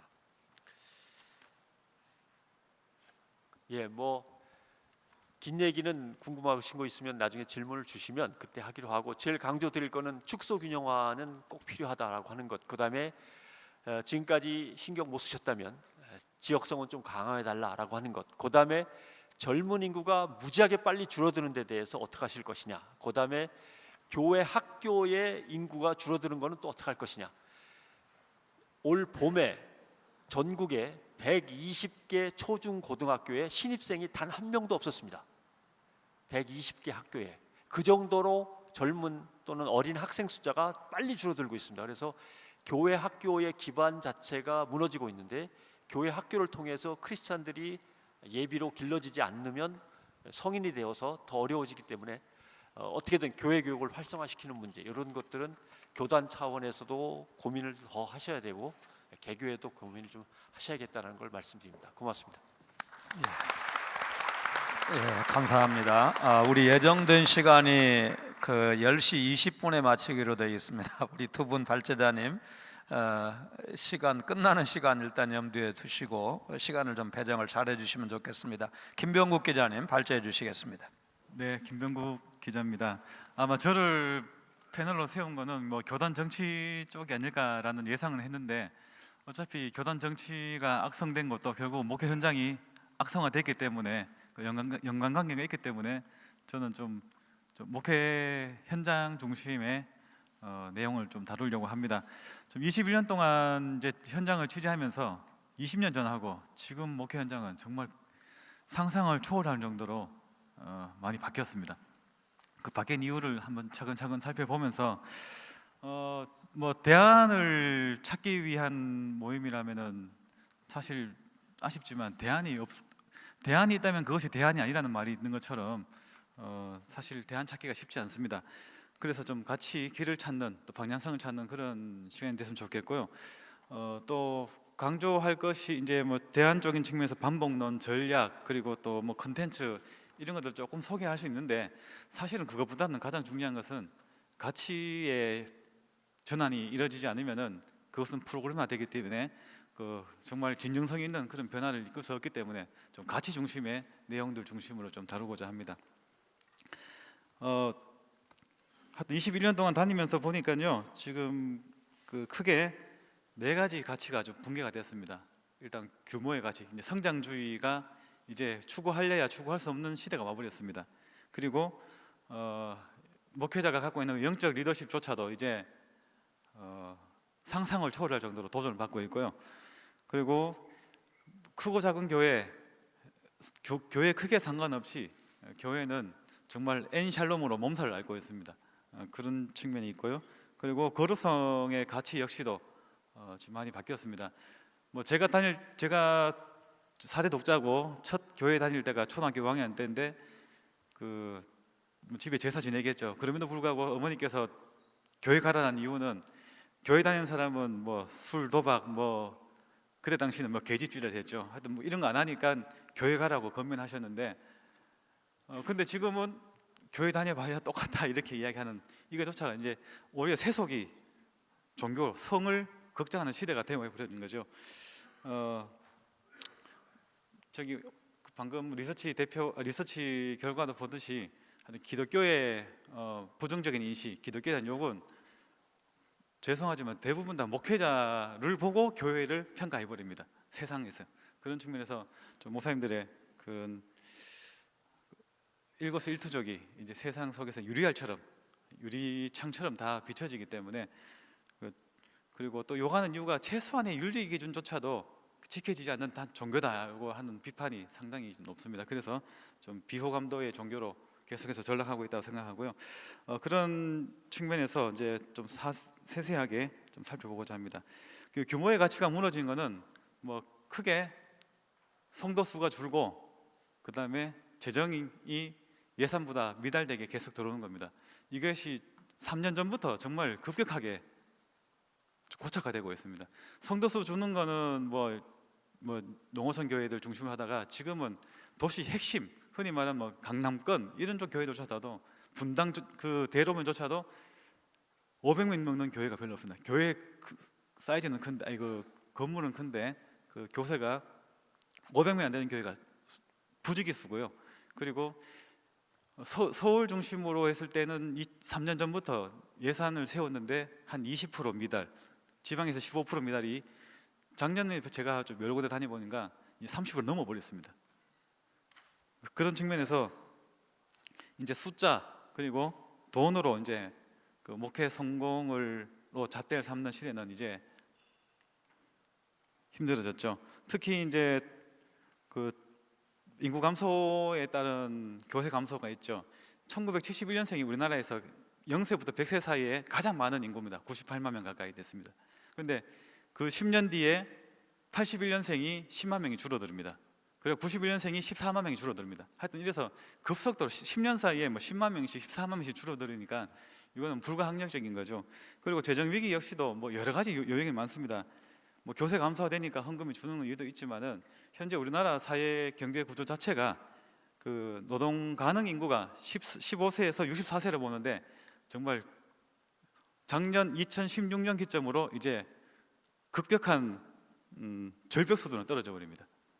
그런 측면에서 그리고 2015년 3월 통계에 의하면은요, 그 10명 중에 7명 가까이가 취업을 하는데 비정규직 계약직입니다. 그 200만 원을 못 받는 젊은 청년들이 취업을 하게 된다는 거죠. 그러면은 4인 가족이 도시 생활하는 데서 200만 원을 갖고 생활할 수 있다고 보십니까? 안 되죠. 믿음 좋다고 11조를 한다. 그 외에 뭐 감사, 선교, 구제, 장학 이것을 할 여력이 물리적으로 힘듭니다. 그런 측면에서 재정적으로 감사할 수밖에 없는 그런 구조가 되어버렸다는 거죠. 예, 그렇게 하고요. 이제 전통적인 리더십 가치가 많이 무너졌습니다. 지금 우리 사회가 주류 세력이 이제 586 세대입니다. 586 세대의 가장 큰 이코로 되는 그 상징적인 게 민주화 세대인 거죠. 그래서 과거의 그 어른 세대들은 뭐 자기 희생, 이거는 국가와 교회와 어떤 공동체건 상관없이 자기 희생을 했고요. 또 리더십을 인정해 줬고, 그리고 대부분 자수성가해서 돈이 좀 그래도 많으신 분들인데, 그거 반해서 이제 이 민주화 세력의 특징들을 보면은 지금 독재나 카리스마에 대해서, 또 비민주에 대해서, 비논리에 대해서, 비합리에 대해서 이제 저항을 하는 그런 세대들이 이제 교회의 중직자 또 장로님이 되시는 겁니다. 그런 측면에서 좀 목회적 리더십이 좀 도전을 받게 되고요. 더 중요한 것은 이미 이제 다수 이제 성도들은 세상에, 흔히 말하는 세상에서 살아갑니다. 아시다시피 세상에는 지금 급변하는 시대입니다. 급변하는 시대에 급변하는 가치, 급변하는 리더십에 대한 그 가치들, 이런 것들을 바로 그냥 교회의 목사님의 리더십하고 동일시켜 버리거든요. 그래서 세상은 이렇게 바뀌었는데 왜 여기는 폐쇄적이냐, 이렇게 뭐 거름장치 없이 또 교회의 어떤 특수성이나 영적인 그런 특수성을 인정하지 않고 바로 동일한 잣대로 그렇게 해버리니까 그 리더십에 대해서 이게 공격을 하게 되는 거죠.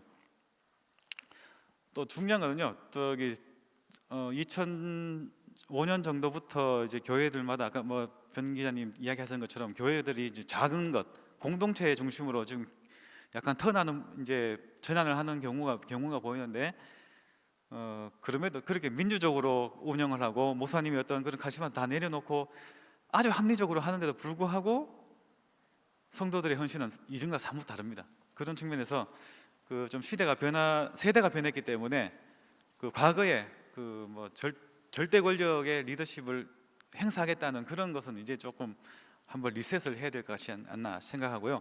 또 성도들 역시도, 여기 성도 없지만은 성도들 역시도 교회의 특수성, 또 영적인 특수성에 대한 리더십은 인정해주는 그런 노력들이 좀 필요하다고 봅니다. 그리고 좀 목회자에 대한 이율배반적인 기대가 있습니다. 지금 성장의 시대는 끝났다고 하지만 여전히 성도들은 20-30년 동안 성장의 가치를 배웠습니다. 그래서 지금도 여전히 그 교회가 성장하기를 바라고, 또 반대로 또 목사님이 되게 그 인격적이고 민주화 되기를 바랍니다. 그런데 되게 이율배반적입니다. 사실 성장하려면 약간 카리스마가 있어야 됩니다. 그래서 성장을 하는데 목사님이 좀 카리스마 있다면은 비인격적이라 욕을 하고, 또 인격적으로 하는데 성장을 못하면 목사님이 무능하다고 치부해 버립니다. 그래서 목사님들이 목회가 상당히 힘들어진 것을 좀 많이 보게 되고요. 그리고 교회가 샬롬하지 않는, 그러니까 되게 좀 불안한 것은 이제 아까 말했던 것처럼 세대 교체기에 이제 주류 세력들이 교회의 중직의 개념, 중직자의 자리를 오게 되는 거죠. 그리고 시간 관계상 이거는 상냥하겠으나 사실은 좀 이 안수 집사 그룹 쪽에서 많이 도전들이 이제 표출되기 시작합니다. 예, 그런 측면에서 자기들도 이제 좀 용이 되고 싶은데 여건상 교회가 성장하지 않고 성도가 늘지 않기 때문에 장로를 늘지를 못하지 않습니까? 그래서 어떤 용이 되지 못하는 이무의 한들이 표출되기 시작하는 거죠. 저도 안출됐기 때문에 자신 있게 말씀드리겠습니다. 예, 그리고 그 교회 주도권 역시도 이게 참 심각합니다. 지금 목회 영역에 대해서 입을 대는 것도 요즘은 신사입니다. 이제는 이제 특히 목사님을 뽑고 난 다음에는 장로님들이 그 행정권, 재정권, 인사권을 실제로 행사하는 교회가 많아졌습니다.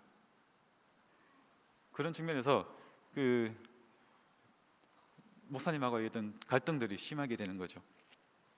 자, 여기서부터 조금 더 이제 약간 사회적으로 접근하고 조금 빨리 마치도록 하겠습니다. 그 이제 교회가 설자리에 잃었다는 것은 이제 탈종교화 시대가 이미 도래했습니다. 그 2015년도 센서스 결과에 봤을 때 우리나라 최초로, 통계 결과 최초로 무종교 인구, 그러니까 종교를 갖지 않는 인구가 이제 종교를 갖고 있는 인구보다 추월해 버렸습니다.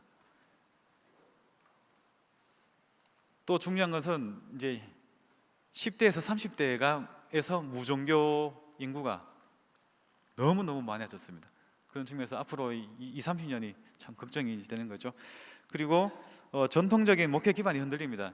지금 청년부, 제가 다닐 때 청년부 개념은 20살에서 25살, 그리고 그 위에는 약간 나이 든 청년부였는데 지금은 나이 40도 청년입니다. 그리고 지금 그 통계 조사 보면 알다시피 1인 가구가 너무나 많아졌어요. 그러니까 이용 가구, 또 1인 가구, 또 이런 것들이 많아졌기 때문에 어떤 뭐 가정 중심, 뭐 세대 통합의 목회를 추구함에 있어서 이게 실제 성도들이 피부 와닿는 거하고 달라져 버리는 시대가 와버렸습니다. 그런 측면에서 좀 전통적인 목회의 어떤 개념조차도 지금 흔들리고 있고요. 그리고 이제 우리나라가 97년도 IMF가 터지면서 정신없이 빨리 그 IMF를 졸업하고 또 뭔가 자기 가정을 꾸리기 위해서 정신이 없다가 어느 순간 한 5년, 3년에서 5년 지났을 때에 어느 순간 사회에서 힐링을 이야기했습니다. 그 얼마 지 않아서 이제 인문학 열풍이 지금도 열지만 그때 당시 상당히 열풍적이었습니다. 그리고 한 3년, 5년 전부터인가 이제 마을 공동체, 협동조합, 뭐 어떤 그 동호회가 정말 급속도로 늘어나고 있습니다. 그리고 최근에는 이제 먹방과 여행이 이제 대세를 이루고 있습니다.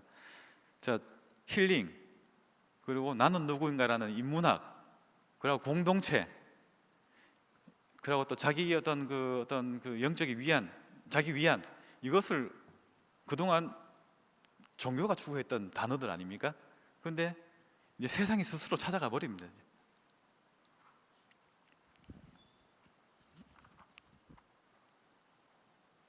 근데 저기 천만다행인 것은요, 여기에 대한 뭐 힐링, 그리고 나는 누구인가, 뭐 공동체를 추구하는 데 있어서 가장 기저에 깔린 게 극단적인 이기주의입니다. 나에게 이익이 있으면은 거기에 참여하는 거지, 이익이 없다면은 바로 그냥 대항해 버리는 것이기 때문에, 반대로 그렇다면은 종교가 종교다움을 회복한다면은 희망이 있다고 보는 부분이 있습니다. 이제 대안적인 측면, 함께 고민해야 될 부분이겠죠. 사실 뭐 두루두루 살펴보면은 절망적인 상황입니다. 그러나 여전히 현재도 본어게인의 역사는 일어나기 때문에 좀 그 본어게인이 일어나기는 그 진리, 그것을 좀 더 강화시키고 더 특성화시킨다면은 저는 분명히 희망이 있다고 봅니다. 그런 측면에서 좀 목회 가치를 좀 전환을 해야 된다고 보고요. 지금 아마 담임 목사님들 만나면은 신학 졸업한 분들을 부교육자로 채용하면은 죄송하지만 써먹기가 힘들대요. 그러니까 이제 현장에서 특화된 그런 훈련들을 못 받고 나온다고 하는데, 저는 좀 더 그랬으면 좋겠습니다. 그렇다면은 반대로 신학교에서는 그냥 뭐 커리큘럼대로 하는 것이 아니라 지금과 조금 다른, 그러니까 가치를 전환시킬 수 있는 커리큘럼을 좀 전환돼야 된다 생각하고요. 그런 측면에서 문사철, 그리고 성경을 깊이 해석할 수 있는 그런 성경 신학, 이 부분을 조금 더 강화시키면은 당장은 써먹기 힘든 그런, 죄송하지만 실천 신학 쪽을 약간 언어적인 유의입니다. 실천 신학에 강조하다 보면은 이런 인간의 실존, 그리고 성경의 깊이에 대한 이해, 이것을 못하고 기능적인 목회만 하기 때문에 지금은 사실은 기능적인 목회는 다 어제 백동정 목사님께서 설교하신 것처럼 그대로 뺏길 수 있습니다.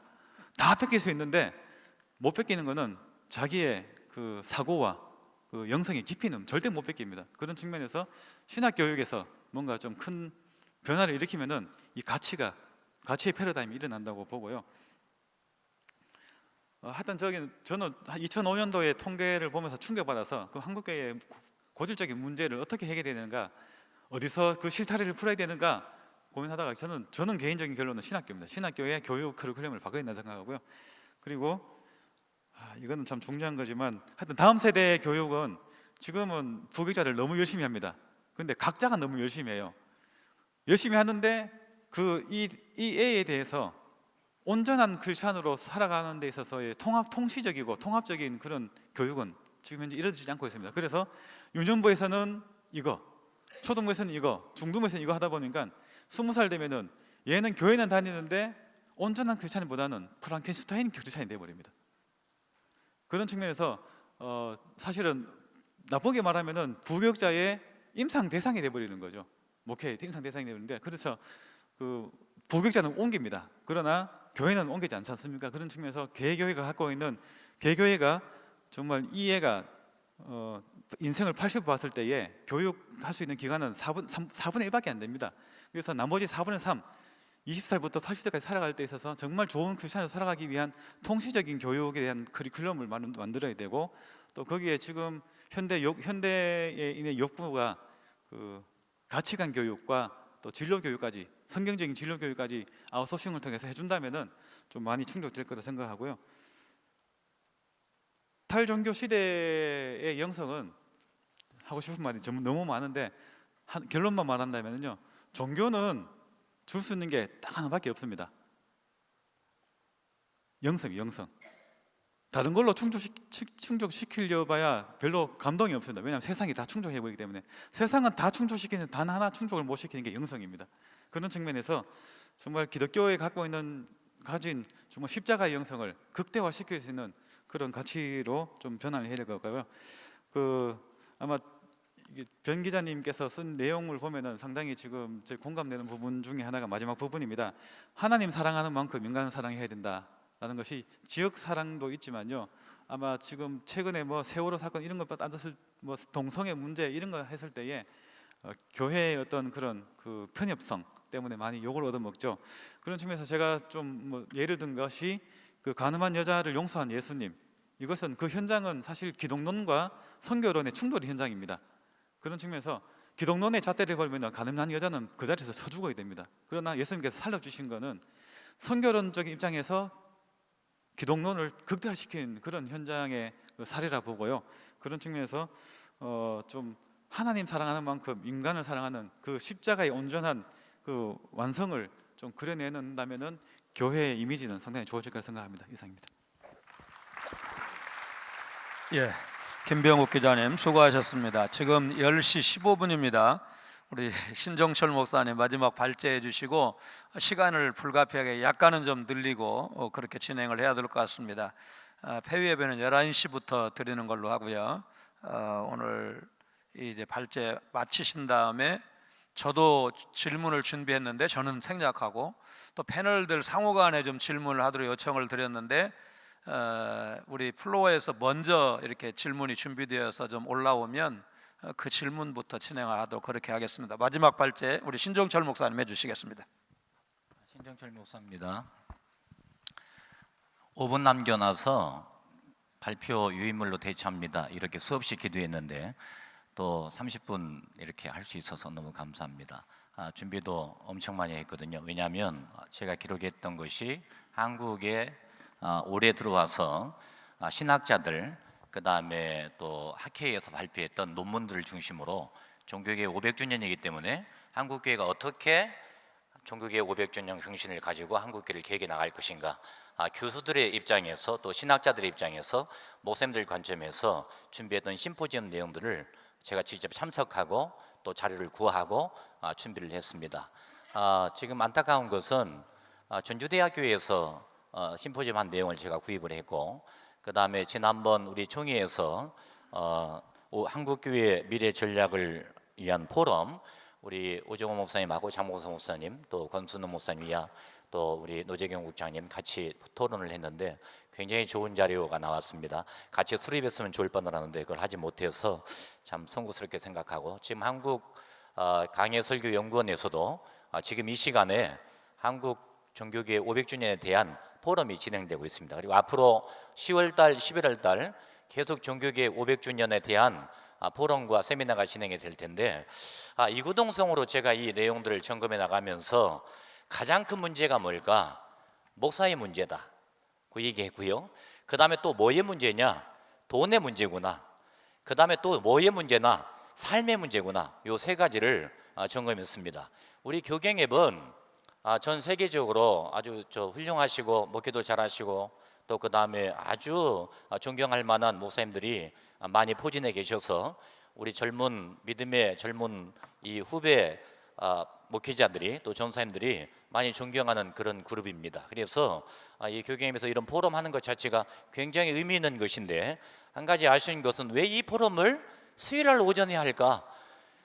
왜 아침 9시에 다 하고 난 다음에 적어도 이 둘째 날 아주 클라이막스 때에 이렇게 대 기자님, 그 다음에 우리 대표님, 또 기독신보 기자님 이렇게 모셔서 한 30분 이상 들으면 둘째 날 저녁 집회 때 주여 죽여주시옵소서 이러면서 우리가 정말로 하나님 앞에 더 통통하고 잡하고 준비해 나갈 텐데, 이거 다 문제점을 안고 돌아갑니다. 다 목사의 문제고 전도사의 문제고 강사의 문제고 돈의 문제다. 그럼 회개할 시간이 없어요. 교회 가서 회개하려고 그러면 또 사역에 바빠가지고 오늘 또 수요일날 설교 준비해야 되지 않습니까? 그러니까 이 부분에 대해서 물론 뭐 우리 제 친구 되신 이상하 우리 목사님 많이 생각하셔서 준비하겠지만, 앞으로 이런 굵직한 포럼들은 족구도 중요하지만 뭐 운동도 중요하지만 이 둘째 날 이 가장 중요한 시간에 모여서 토론 받고 1시간 이상 받고 이렇게 하는 게 좋지 않을까, 그런 생각입니다. 그리고 얼마나 가슴이 저려 5분 남겨놓고 이거 토론하라 그러니까 얼마나 가슴이 저립니까? 그러니까 그렇게 하시고, 죄송합니다. 워낙에 제가 교계의 소속 목사이기 때문에 아마 어르신 목사님 양해하시고요. 워낙에 내용들이 좋고 강의가 훌륭하기 때문에 우리 김병국 기독신보 기자님은 저하고 7박 8일 동안에 통일대장정 갔다 오면서 수없이 많이 준비하시고 뭐 이렇게 짬짬이 준비하시고, 저도 어제 저녁에 날밤 새면서 철회하면서 준비했는데 5분이 뭡니까 이거? 자, 이거 농담으로 이렇게 하고요. 제가 이 포럼을 준비하면서 선봉호 박사님, 물론 포럼에 학자들이 많이 나오지만 선봉호 박사님들이 지적했던 가장 큰 내용은 한국 교회가 너무 잘 산다. 그 다음에 목회자들이 너무 돈을 좋아한다. 그렇기 때문에 목회자들이 절제해야 된다. 탐심을 버려야 된다. 이게 핵심이었습니다. 이게 바로 그 선봉호 박사님의 내용이었고, 그 다음에 우리 개혁주의 신학회에서 얘기했던 황대현 목사님은 성경 해석에 대해서 너무 이렇게 자유적이다. 결론 부분에 얘기하겠지만 목사님들도 감성적인 설교 잘 하시고요, 성도들도 감성적인 설교 특히 좋아합니다.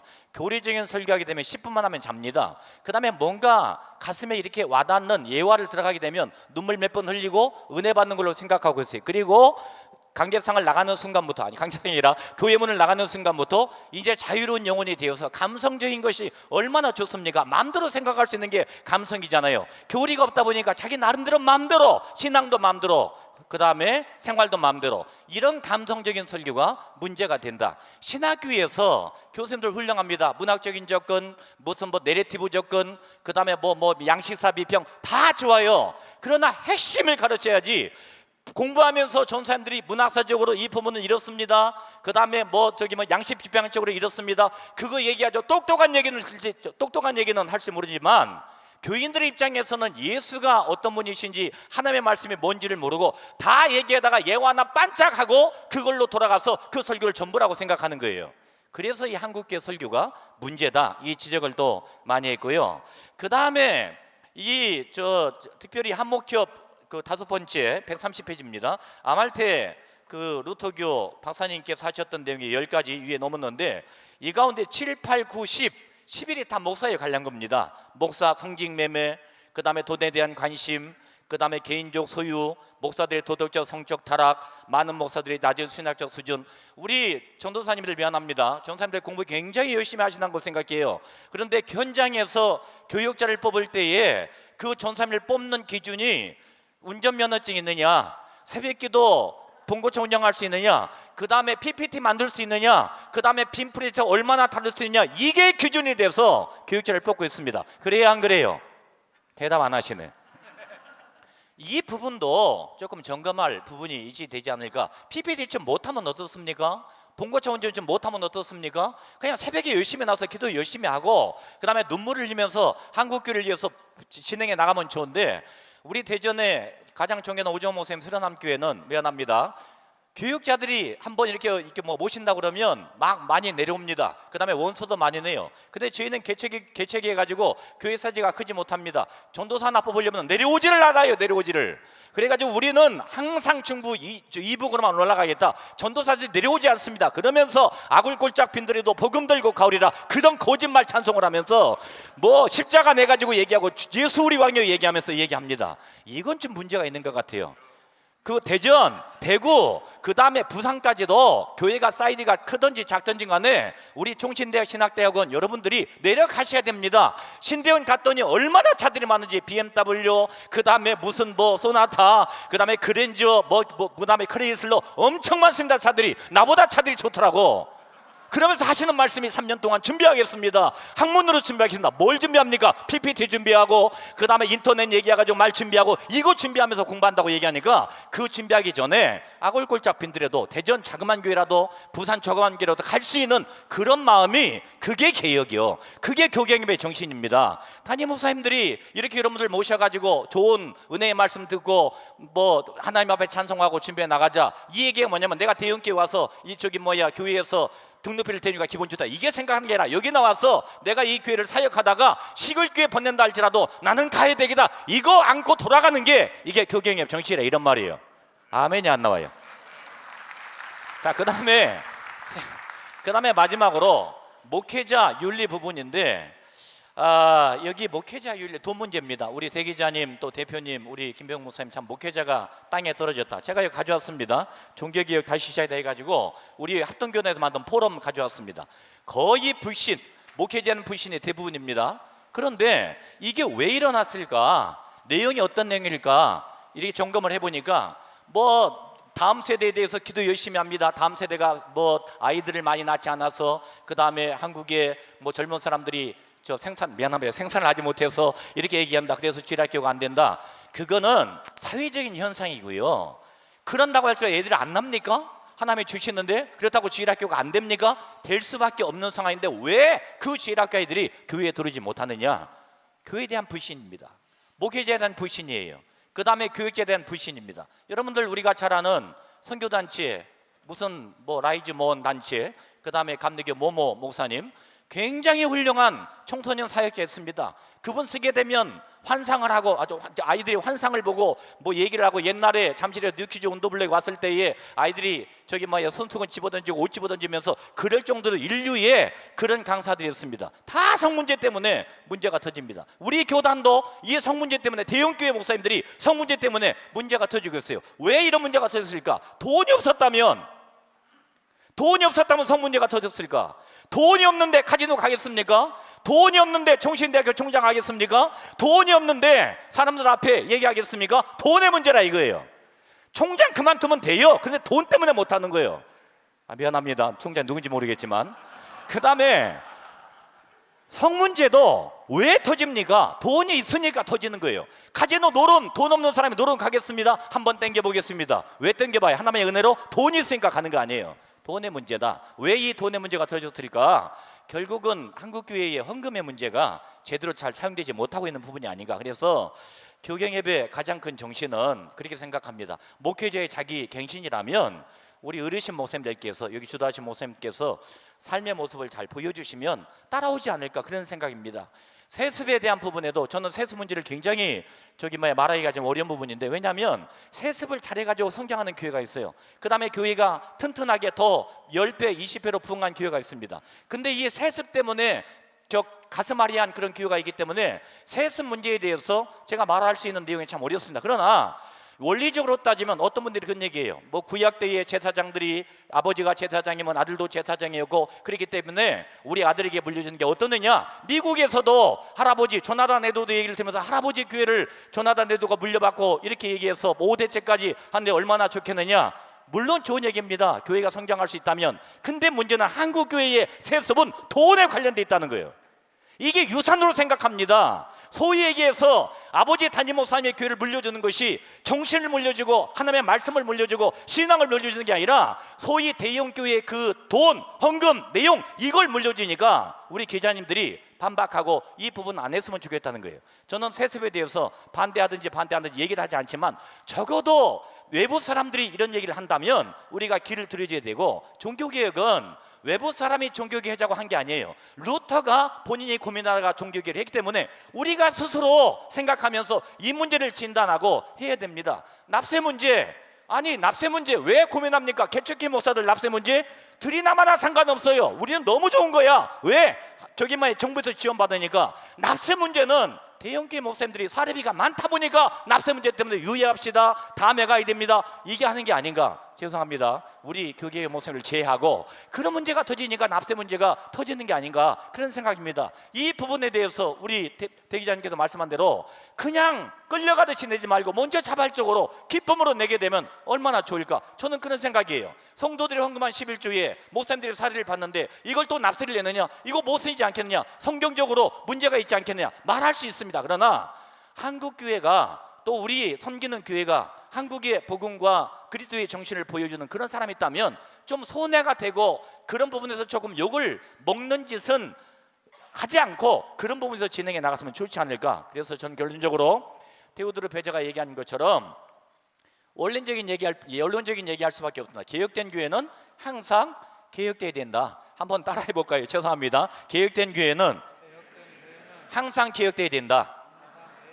우리가 너무 실질적으로, 우리 기자님들은 우리 목사님들 많이 계셔가지고 뭐 직격탄을 내리지 못하는데, 저는 교경 소속이니까 제가 얘기해도 뭐 욕을 제가 뭐 할 사람도 없을 것 같고, 또 어르신들이 저를 많이 사랑하니까 넘어갈 좀 있습니다. 그러니까 우리 전사님들, 강사님들, 부목사님들, 그 다음에 우리 담임 목사님들 이 내용을 점검해 나가면서 뭐가 문제인가, 뭐 때문에 신음하는가 점검해서 이걸로 끝나고 차 타고 가서 그냥 아유 참 수련회 은혜로웠다 좋다 얘기하지 말고, 제가 교계임 수련회 가운데 다 은혜 받았지만 참석할 때도 있었고 참석 못할 때 있지만 가장 은혜 받았던 것이 나의 눈물을 주의 병에 담으소서라고 하는 그 두 번째가 세 번째 했을 때 그 수련이 있습니다. 그때 강단에 올라가서 눈물을 흘리면서 내가 하나님 앞에 올바로 서겠다고 그렇게 진행해서 여기까지 오늘 오게 된 거예요. 그래서 제 정신이 정말로 이 교경의 이 정신, 하나님 앞에서 똑바로 살기 위해서 준비한 이 수련을 통해서 우리 기자님들 통해서 이렇게 얘기하는데, 웹에서 이렇게 보고 있는데 우리는 그거 듣고 야 좋은 통계야, 기가 막혀, 우리가 진단해, 그렇게 하고 끝나지 말고 우리가 자성적으로 고민하면서 전진해 가는 그런 시간을 가졌으면 좋겠습니다. 이상입니다. 예, 신종철 목사님 발제 감사합니다. 이제 예고해드린 대로 플로어에서 질문이 있으면 지금 30분, 딱 10분만 이제 하고 마치도록 그렇게 하겠습니다. 질문 있으신 분 해주시고, 무선 마이크 준비됐습니다. 최근에 한국교회를 위해서 너무 신천지 아웃이라고 하는 프로그램을 통해 너무 지역교회에 많은 힘을 주신 것에 대해서 청중하게 감사의 말씀을 드립니다. 이후에 언론 기관에서 한국교회를 위해 500주년을 기념할 때 한국교회를 위해서 어떤 더 한국교회와 함께 한국교회를 위하여, 목회자를 위하여 아이디어를 가지고 계신지, 그 부분하고 기독신문이 교계신문으로서 우리 지금 대한예수교 장로회 합동교단의 미래를 위해서 이 부분은 지키고 있는 가치다. 아무리 뒤에서 목회자들이 압력을 가한다든지 돈으로 뭐 매수를 받는 건 아니겠지만은 이래도 기독신문만큼은 이 정신은 지킨다 하는 그 부분을 말씀해 주시면 감사하겠습니다.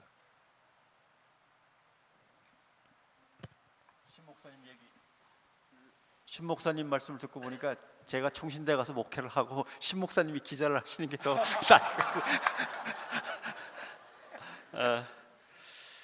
그 신천지 얘기를 하셨는데, 신천지에 대해서는 방송국으로서는 이제 더 이상 할 게 없습니다.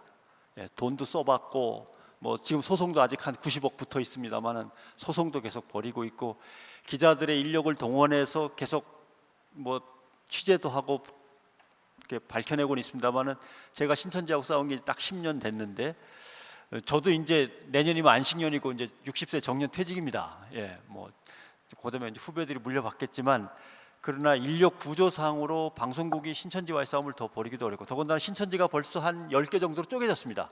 젊은 녀석들이 돈 빼돌려 가지고 튀어나가서 자기만의 신천지를 만들어 가지고 이만희 교주 이제 사후에 문제들을 준비하고 있는 거죠. 그러면 쫓아다니기가 더 어렵습니다. 어떨 때는 신천지 척하다가 어떨 때는 정통 교회인 척하다가 이제 왔다 갔다 이렇게 양다리 걸치는 스타일로 해서 이제 한 8개에서 10개 정도 지금 번져나가 있고, 그것 때문에 이만희가 요새 조용합니다. 그거 단속하러 다니느라고 짜증도 많이 내지만 밖으로 나올 시간이 없는 거죠. 또 돈도 많이 새나가는 것 같고, 신천지 내부에서.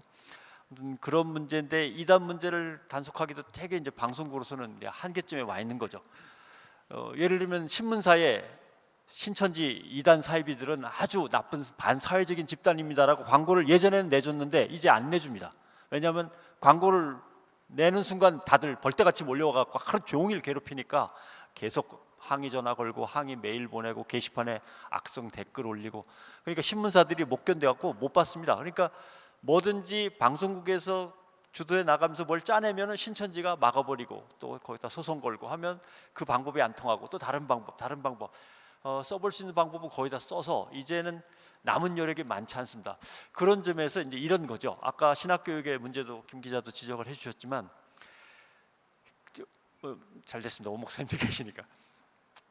교단들과 연합기구들이 뭔가 컨트롤 타워를 결성을 해서 한국교회를 어떤 식으로 어느 방향으로 끌고 나가야 되는데 무엇이 문제고 어떤 수단을 동원할 수 있을까, 그리고 각 교회와 교단들이 얼마나 힘을 어떤 방법으로 모을 수 있을까를 정리를 해줘야 되는데, 한교연회, 한기총회, NCC에 뭐 등등등등 해갖고 이미 뭐 연합기구는 다 중구난방이고, 어제 NCC도 NCC와 한기총회 이중으로 가입한 교단은 나가라 마라 뭐 이런 거 갖고 지금 계속 싸워야 되고요.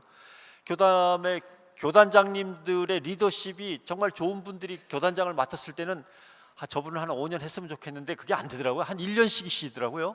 그러니까 뭔가 프로젝트가 제시되면은 그러고 보면 내 임기 다 끝나가고 이제 다음 교단장, 부총회장, 총회장 선거 있을 텐데 이렇게 하면서 이제 넘어간 게 많습니다만, 정말 제일 필요한 거는 각 교단과 연합기구들이 출연을 해서 전경련처럼, 그러니까 재벌들의 전경련처럼, 또는 새누리당, 지금은 뭐 자유한국당입니다만 새누리당이 갖고 있는 여의도 연구소처럼 싱크탱크를 하나 만들어야 된다. 연합기구를 만들기는 어렵습니다. 서로 뭐 거기에서 이제 권력 다툼하고 누가 주도권을 잡을 거냐 싸우기 때문에 그건 어렵지만, 적어도 한국교회를 연구하고 한국교회가 사회의 변화에 빨리 따라갈 수 있도록 연구하는 싱크탱크 정도는 만들어서, 정부가 세금을 자꾸 거두려고 그러면 어떻게 할 것이냐, 이단 사이비가 저렇게 늘어나면 저 이단 사이비는 어떻게 할 것이냐, 신학교육은 뭘로 바뀔 것이냐, 이런 것들을 연구하고 그걸 과제물로 해서 각 교단에 배포하고 교단이 그걸 받아가지고 다시 노회와 개교회를 통해서 실현시켜 나가는 뭔가 이런 싱크탱크가 만들어지지 않으면 어려운 거죠. 예를 들면은 제가 자꾸 아까부터 천주교 예를 드는 거는, 천주교는 그날 그 주에 미사가 끝나면 그 다음 주에 여성이 몇 명 참석했고 남성이 몇 명 참석했고 나이별로 청년은 몇 명, 40대는 몇 명, 50대는 몇 명, 이것까지 나오는 데다가 그 다음에 어느 가족이 천주교 신자였는데 그 가족이 그 아들, 딸들을 천주교 신자로 만든 비율까지 나옵니다. 가족에서의 세습이라고 하면 좀 뭐하지만 신앙의 그 세습 그 율까지 나옵니다. 몇 퍼센트 늘어났다, 몇 퍼센트 줄었다. 그러니까 개신교는 그런 통계 자료가 전혀 없습니다. 그렇기 때문에 이제 자꾸 천주교 예를 들게 되는 건데, 실제로 싱크탱크가 만들어져서 과학적이고 나름대로 합리적인 방법으로 전체 한국교회를 보고, 각 교단마다 특색이 있기 때문에 똑같이 할 수는 없습니다만은 나름대로 어떤 큰 틀에서의 방향을 제시하고 방법론을 제시하면 그게 전파될 수 있는, 적어도 이런 싱크탱크 정도는 필요해야 교계 신문이나 교계 방송들도 거기에 이제 동조해서 참여하고 하는 좀 느슨한 형태들에도 이러한 네트워크 내지는 어떤 협력체가 이루어져야만 가능하겠다. 그래야만 뭔가 한국교회가 길을 찾겠다라는 말씀을 드리고 싶습니다. 거기에 좀 더 보탠다면 100% 동감하고요. 거기에 지금 사실 한국교회 문제는 진영 논리에 너무 이렇게 크고 작고 또 좌우 이렇게 하는데, 싱크탱크 할 때는 좀 가급적이면 진영 논리를 골고루 해서, 그러니까 보통 평가를 해봅니다. 대표가 누구며 누가 연구했냐에 따라서 바로 그냥 가치 있냐 가치 없냐로 바로 절단해버리거든요. 그래서 좀 싱크탱크도 균형 있게 좀 해서 한다면은 그 정말 공신력이다 생각하고요. 기독신문이 지켜야 할 정신, 요거는 저기 사례 2개만 이야기하면서 대신하고자 합니다. 그 기독신문이 기다려진 신문, 또 가장 구독료가 높았던 데가 2번 있었습니다. 지금도 높다고 자만하겠지만 그때 당시 이제 그 평강제일교회 들어올 때에 2단 들어올 때 할 때 대전중앙교회 그 총회 전에 그때에 정말 엄청난 그런 폭발적인 그런 동조와 또 격려를 많이 받았고요. 그리고 이제 97 총회 때 그 비상회인가요? 하여튼 예, 비상총회 그때에 정말 1년 동안 싸웠죠. 1년 동안 이 비상식적인 교권하고 싸울 때에 정말 평강제일교회보다 더 많은 그런 그 지지와 또 고동력을 받았는데 사실 그것이 이단과 또 신앙 문제 그리고 뭐 비상식적인 교권에 대해서 좀 대항할 때가 가장 큰 인기를 받았던 것처럼 그것을 지켜야 되지 않겠나 싶은 생각이 들고요. 한간에 지금 뭐 이렇게 있습니다. 뭐 기독신문 교단지고 또 합동측이니까 그 개혁 신학을 지켜야 되기 때문에 편집국장을 신학한 사람을 해야 된다는 이야기가 오래전부터 있었습니다. 그러나 그러니까 저희 밥그릇 챙기려고 하는 게 절대 아닙니다. 제가 총회 본부 구조조정을 보면서 그 목사 신부는 상당히 그 뭐냐할까 되게 불안합니다. 그 예를 들어서 편집국장이 목사님 됐을 때에 그 어떤 교권이 지금처럼 교권이 강력할 때에 말 안 듣는다고 했을 때 그냥 뭐 사장이나 뭐 총회장 압력에 하는 게 아니라 해당 노예로 하여금 면직해버리려 하면은 그렇게 갈 수 있기 때문에 그럼 교단의 언론의 어떤 그런 사실은 교단지이기 때문에 중립성, 독립성 또 이게 하기 상당히 지키기 힘든데 목사님이 편집국장 되면은 정말 저는 와야 된다고 보기 때문에 절대 이거는 100% 자신 있게 밥그릇 때문이 아니고요. 그 교단 언론의 어떤 중립성을 위해서는 사실은 오히려 평신도 장로님 쪽에서 하는 게 저는 맞다고 봅니다.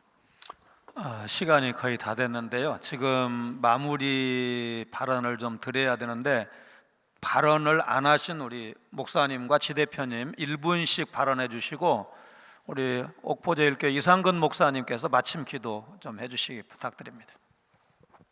네. 혹시 시킬지 몰라가지고 준비는 했어요. 네. 계속 이런 데이터를 보면서요. 아까도 제가 말씀드렸지만 그럼 한국교회가 어떻게 해야 되는가, 목회자들이 어떻게 해야 되는가 이런 생각을 하면서 그 한목협에서 5년에 한 번씩 계속 리서치를 해요. 근데 지난번 데이터에서 의미 있는 데이터 중에 하나가 목회자들 전국의 목회자들 대상 조사를 했었는데 그때 목회하시면서 가장 어려운 점이 무엇입니까? 이 질문이 있었거든요. 근데 그때 1위 응답이 뭐였냐면 리더십이 자기가 없다, 리더십이 부족하다 이런 응답이 제일 높았어요. 근데 그 당시 어떤 조사도 리더십에 대한 얘기가 별로 없었는데 그 데이터가 되게 좀 인상적으로 받았어요. 그러면서 이제 그러니까 제가 속해 있는 교회가 그 통합 측인데 저희 목사님이 이제 원로 목사로 가시고 새로운 목사님이 오셨는데 새로운 목사님하고 당회하고 싸움이 났어요. 그게 막 계속 너무 갈등이 심해서 그러니까 해서 그 목사님하고 당회하고 계속 이제 어려움이 있다가 결국 목사님이 쫓겨나셨어요. 그랬는데 제가 이분을 보면서 야 이분이 리더십 교육이 하나도 안 돼 있구나 그런 느낌을 좀 받았었거든요. 그래서 제가 이제 그때 좀 알아봤던 신학교에서 리더십 교육이라는 그런 아예 그런 그 커리가 없었고 그런 걸 보면서 목회자들한테 리더십 교육이 좀 필요하겠다. 특히 이제 일반 성도들은 웬만한 중견기업만 가더라도 다 리더십 교육이 신입사원 때부터 다 이루어지거든요. 그런데 목회자들이 이제 그런 경험, 그런 교육이나 그런 지식들이 없으시니까 아무래도 이게 참 어렵다는 느낌이 좀 들었습니다. 그런 생각이 들었고 아까 병 기자님 말씀처럼 한국교회 신뢰도를 보면서 정말 하나 느낀 거는요. 불교랑 천주교에 달리 우리가 컨트롤 타워가 없는데 싱크탱크가 없는데 불교 같으면 불교사회 연구원이라는 데 있어서 거기서 모든 통계자료나 지식들이 계속해서 나오고 있거든요. 우리는 그런 게 없어서 주요 교단이라도 좀 합해서 좀 그런 기능이 좀 있었으면 좋겠다 이런 생각이 들었고 또 하나는 아까 이제 언론인들이 계속 얘기했지만 일반 국민들 그 다음에 기독교인들도 마찬가지지만 교회에 대해서 좀 배타적이고 그렇게 좀 부정적으로 인식하는 거 뭐냐면 지역사회하고 호흡을 갖지 못한다는 느낌이 들어요. 그래서 소통이면 소통일 수 있고 호흡할 수 있는데 문제는 뭐냐 모든 교회가 다 지역사회를 위해서 봉사하고 섬기잖아요. 안 그러는 교회는 없을 텐데 그게 지역사회의 니즈에 맞는지는 잘 모르겠어요. 그러니까 공급자용에서의 그런 봉사와 수요자 입장에서의 그 니즈가 맞는지를 한번 체크를 해볼 필요가 있겠다 이런 생각이 좀 들었습니다. 네. 계획주의 신학대회가 4차례 진행이 됐는데 마지막에 새로남교회에서 심창석 교수님이 칼빈의 종교개혁에 대한 부분을 유지적인 측면에서 좀 발표를 하셨는데, 그때 칼빈의 종교개혁의 내용은 전인격적인 계획이었다라고 얘기했습니다. 그래서 목회자의 윤리, 또 성도들의 윤리를 또 많이 얘기했습니다. 저는 교계개혁을 좋아합니다. 그리고 우리 교계개혁을 이끌어 가셨던 우리 믿음의 선배님들의 인격과 또 여러 가지 많은 부분에서 좋은 본보기가 되기 때문에 좋아합니다. 그런데 지나가면 지나갈수록 이게 들려지는 그 내용들이 좋은 소식이 또 들려져야 되는데, 어떨 때는 조금 제 귀에 좀 이 가슴 아픈 또 얘기를 좀 들을 때가 있어요. 그래서 우리 교계개혁 그 종교개 500주년 콘서트를 통해서 다시 한번 전인적인 개혁이다. 그 다음에 또 이 부분에서 우리가 수련회를 개최했다면 우리 어르신 목사님들이 그 모습을 계속적으로 보여주시고, 또 우리 전사님들, 또 우리 강사님들, 목사님들 잘 따라가서 앞으로 한국교회의 희망은 저는 교계개혁에 있다고 생각합니다. 아멘이 안 나와요. 그래서 저는 이 교계개혁에서 정말로 하나님 앞에 올바르게 우리가 쓰게 되면 한국교회가 변화되지 않을까, 그런 생각입니다. 그래서 그런 심정으로 같이, 또 저도 열심히 노력할 것이고 같이 좀 발맞춰 나갔으면 좋을 것 같습니다. 이상입니다. 예, 감사합니다. 우리 네 분 발제자님 오늘 귀한 발제 또 참석해 주셔서 감사합니다.